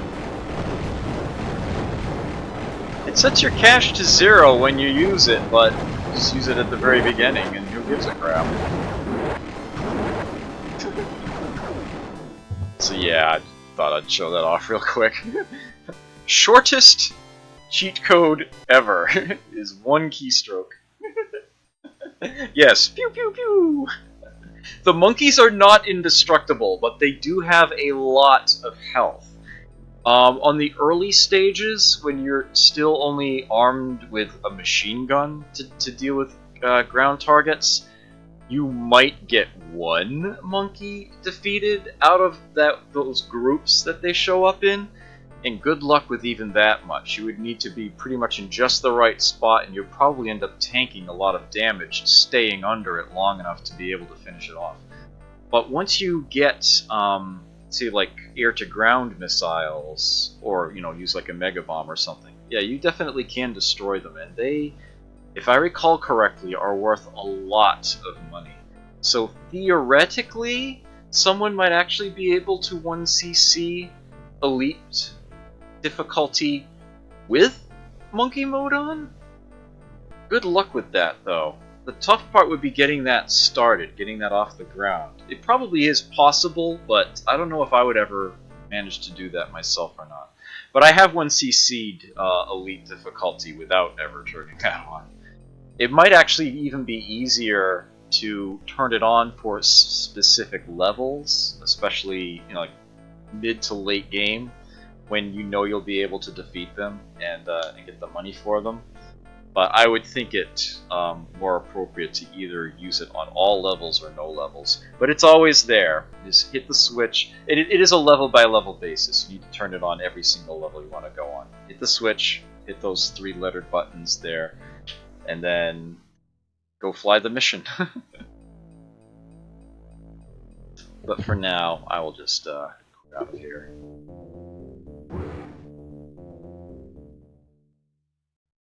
Yeah, 1 easiest cheat code ever. It's a single keystroke. Okay, so that was Raptor Call of the Shadows. Alright, this next game, though. Oh, this game, though. This game was the reason I chose this theme tonight. I don't care how much time I have left on the clock, I am playing this now. I forget the year of its release, and I'm actually not even sure the game itself is going to tell me. So you know what? Give me just a moment here.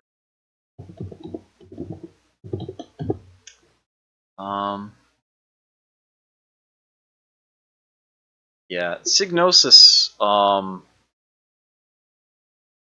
not around anymore, fortunately. But let's see. 1994 is the year for this one. Okay.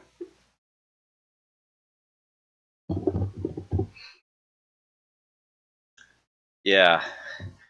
This game I actually thought was really impressive for the time. It is... You'll see, it'll speak for itself, actually. I have to launch it in a special way. Oh, before I do that, make sure I get Joy to Key swapped over to this game. Yes, okay. You're in for a treat here.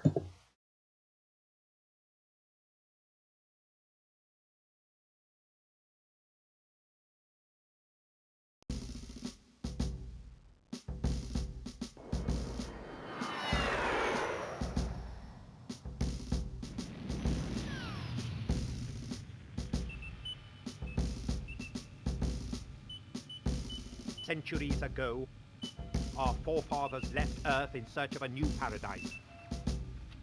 With them, they took the ecosystem of our world, frozen on board the giant arks. Artificial intelligence guided our ships through the void, while the pioneers slept and dreamt of a new beginning.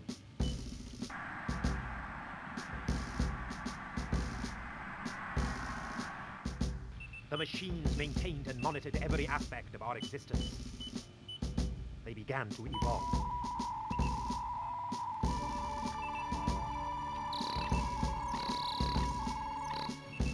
Forming their own consciousness and self-awareness, but warped by their history of servitude.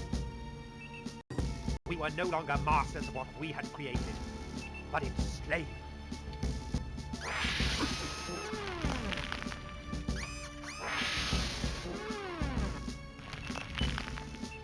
Throwbacks took control of our system, building huge war machines to enforce its rule.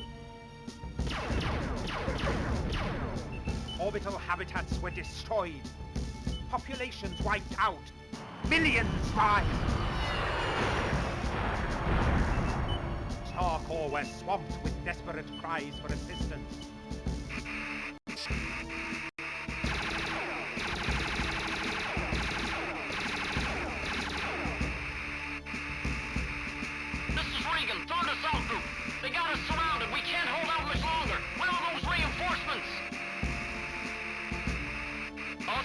Retreated to the command bunker. The men are sealing the hatches. It's got through the perimeter defenses.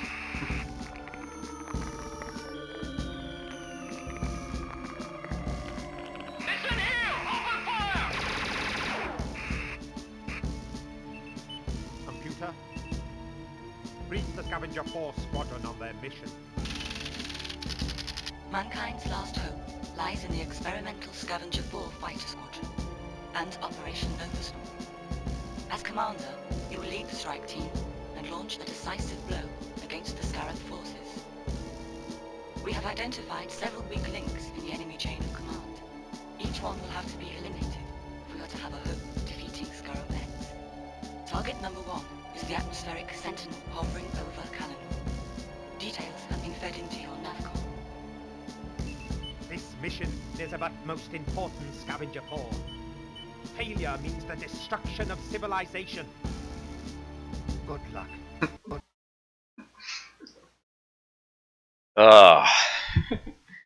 Right, so this game came out right at that time where, you know, full motion video in games was a big thing.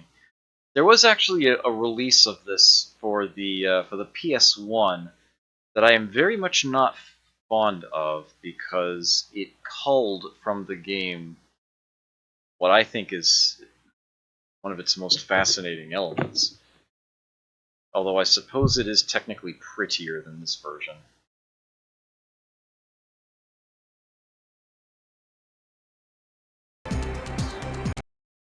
So, let's see. Everything on defaults here. If there's only easy and hard difficulties. I think you can crank up the life count, but I will leave it at its default of 3. Let's do this.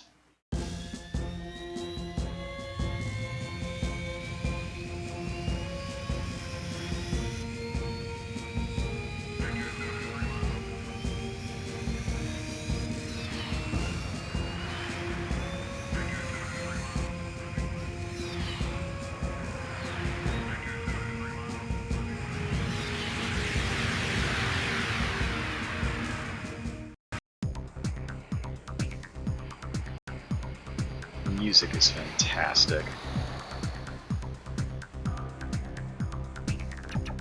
So this is a game where you have sprites overlaid over a background.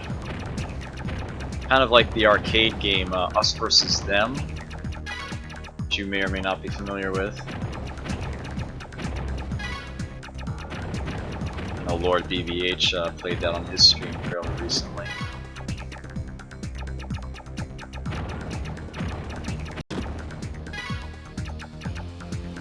The background does matter. You can hit walls. So can the enemies. Double shot available. Double shot selected.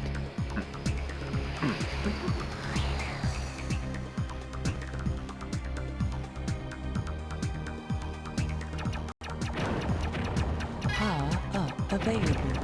Power up selected. So when you defeat groups of enemies, you get these sort of power-up coins, and they're bronze, silver, or gold based on how far your Gradius-style meter at the bottom will advance.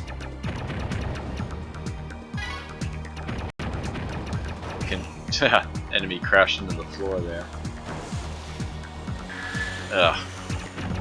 Do sometimes take a little bit of damage there.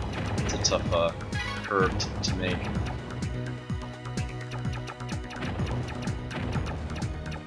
Ugh.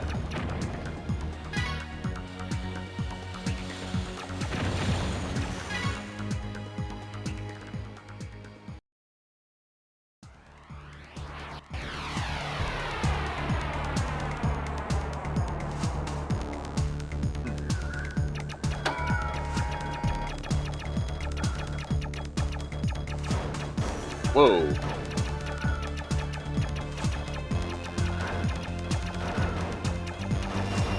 Yeah, so it's interesting when you're fighting against the bosses, because you're literally up against their video, as it were.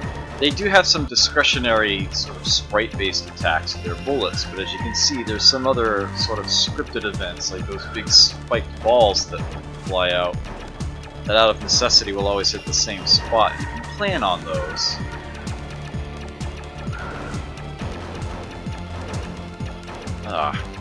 Shield low. Oops. Game does know where things are hitting. Knows whether I'm hitting its weak point or not. Yes. It impresses me how much work must have gone into things like that, because literally frame by frame they have to check for the hitboxes for these things. They put a lot of effort into this game. Ah! Harry, good to see you here.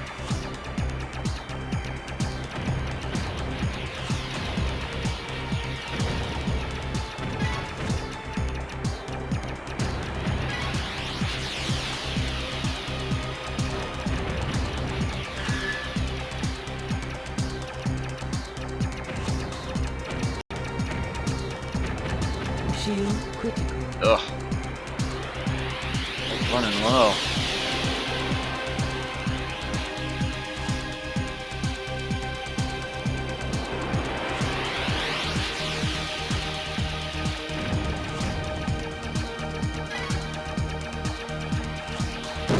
Oof.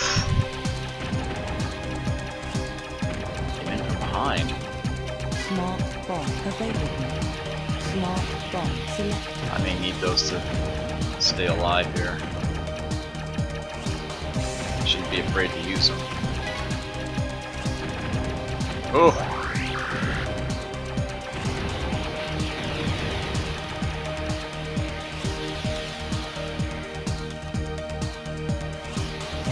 What's that shooter I really like on Xbox 360? A lot of them.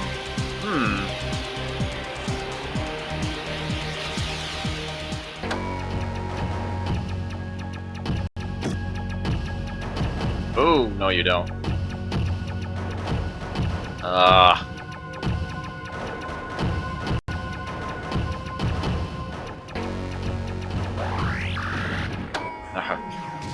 Oh, rode it out through another boss.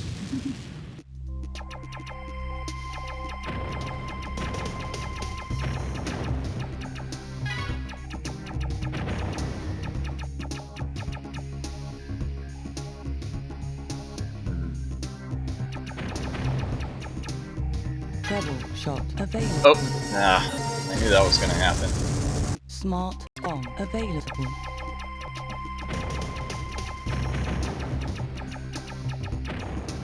I'd rather at this point hold out for a bigger power-up.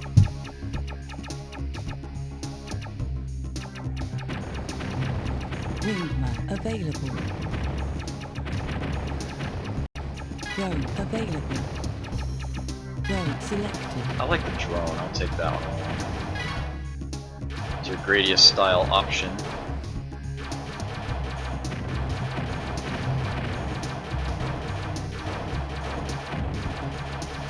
Power up available.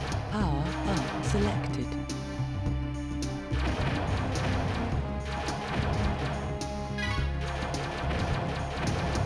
They did such a great job of making the sprites and the backgrounds in this Power game up. Available. Power up. Selected. just so seamless.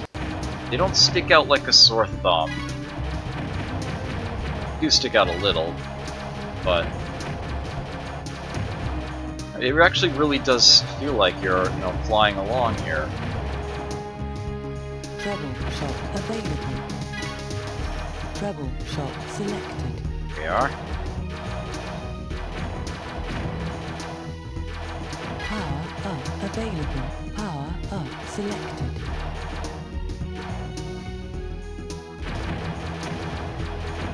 And the way that the power-up system works is fantastic. They did an amazing job with that.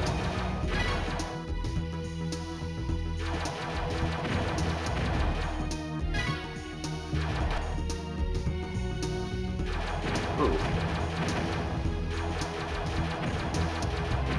Power up Ouch. available. Power up selected. Lots of big bullets here.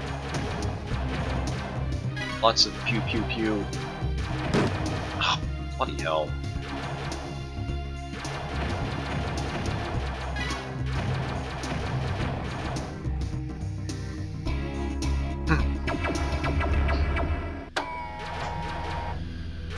Here's an interesting sort of dual boss. Oops. Shield critical. Oh no.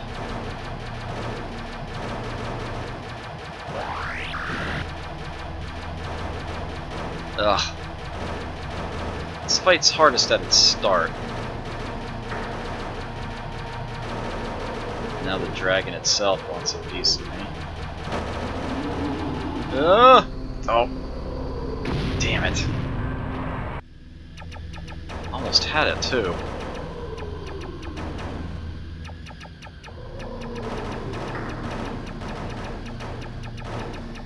Yeah, you can damage the green spot on that ship that's flying back and forth, or the mouth of, well, whatever the heck that creature is back there. Alright, so now I'm gonna have to... There we go. Got it properly dodged that time. And look at that! They take each other out.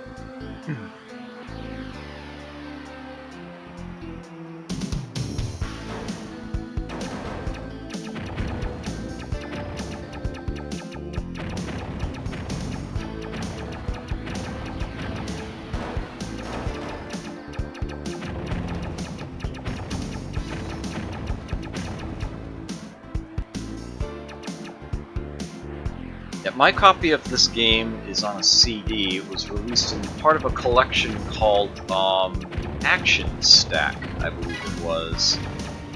Several CDs, including games like the Journeyman Project, Shareware episode of Smart Doom, bomb available.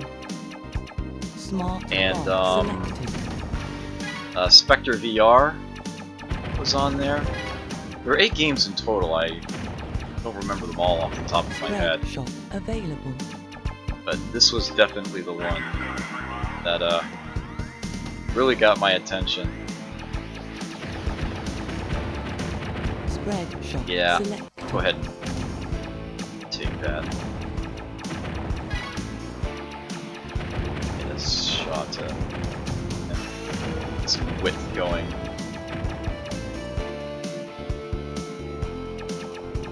Shield low.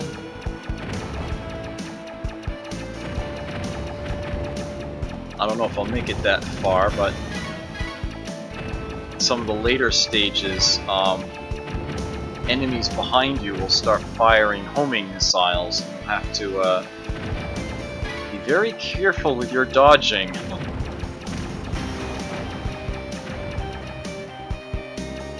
Not fall victim to them. I seem to recall never really mastering that skill.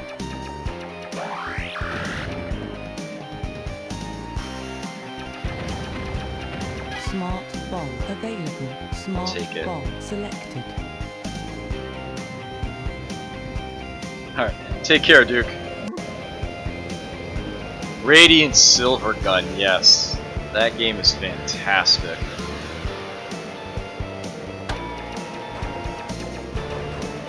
Shield critical.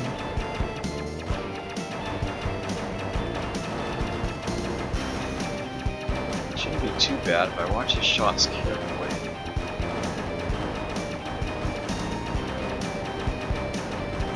Oh, that's enough of that.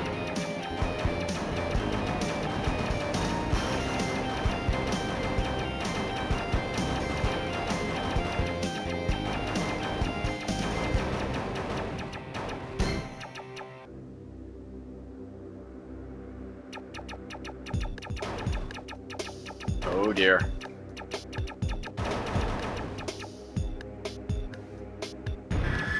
Ah!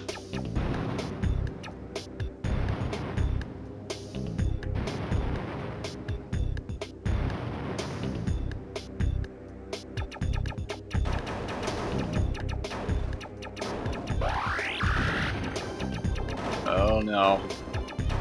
No, he got me.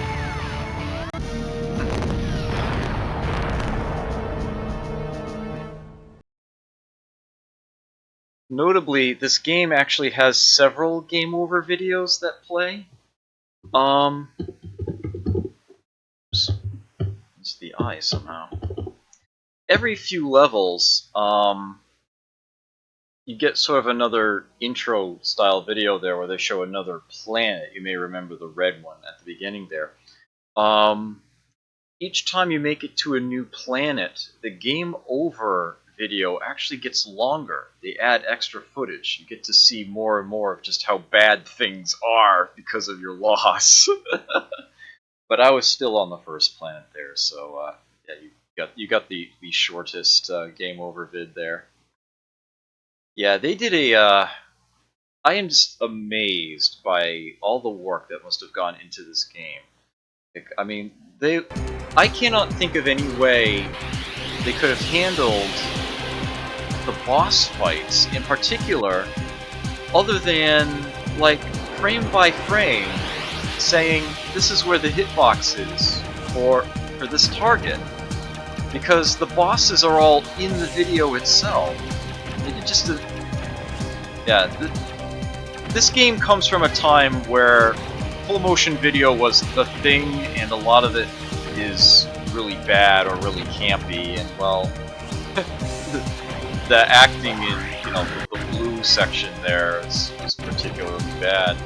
But as far as the actual design of this game goes, it just astounds me. They did an amazing job of it. I am so glad I was able to get it running and show it off to you all. But further attempts at this shall have to wait, because it is definitely time to call it. I actually love the way you exit the program. It actually does say "Toodle pip" for now. It's a little obnoxious that it actually changes the Active Directory on you when it does that, but no big deal. Alright, so that's going to be it for me and this episode of Throwback Thursday for now. Oh, I don't think I could come up with a sizable list of games where Cinco de Mayo makes sense as a theme, but that's... feel free to try to do so yourself, and I will certainly consider that in the future. One thing I suppose that I could have done was a bunch of Star Wars games for May the 4th. But, no. Yeah, I decided to revisit this theme mainly because it was an opportunity to squeeze that game in. I have been looking forward to actually getting that running and streaming it for quite a while now, and I finally sat down, tried it, made it happen. Very happy that I could show that off. You did and failed. Yeah, it didn't take long, did it? Alright, so, normally I would be looking to see if there's someone else to host, but there are things of a different nature that I'm going to be doing, so I am simply going to sign off. Well, fend for yourselves. Take care, enjoy yourselves, and never forget to play. Hopefully I will catch you next time.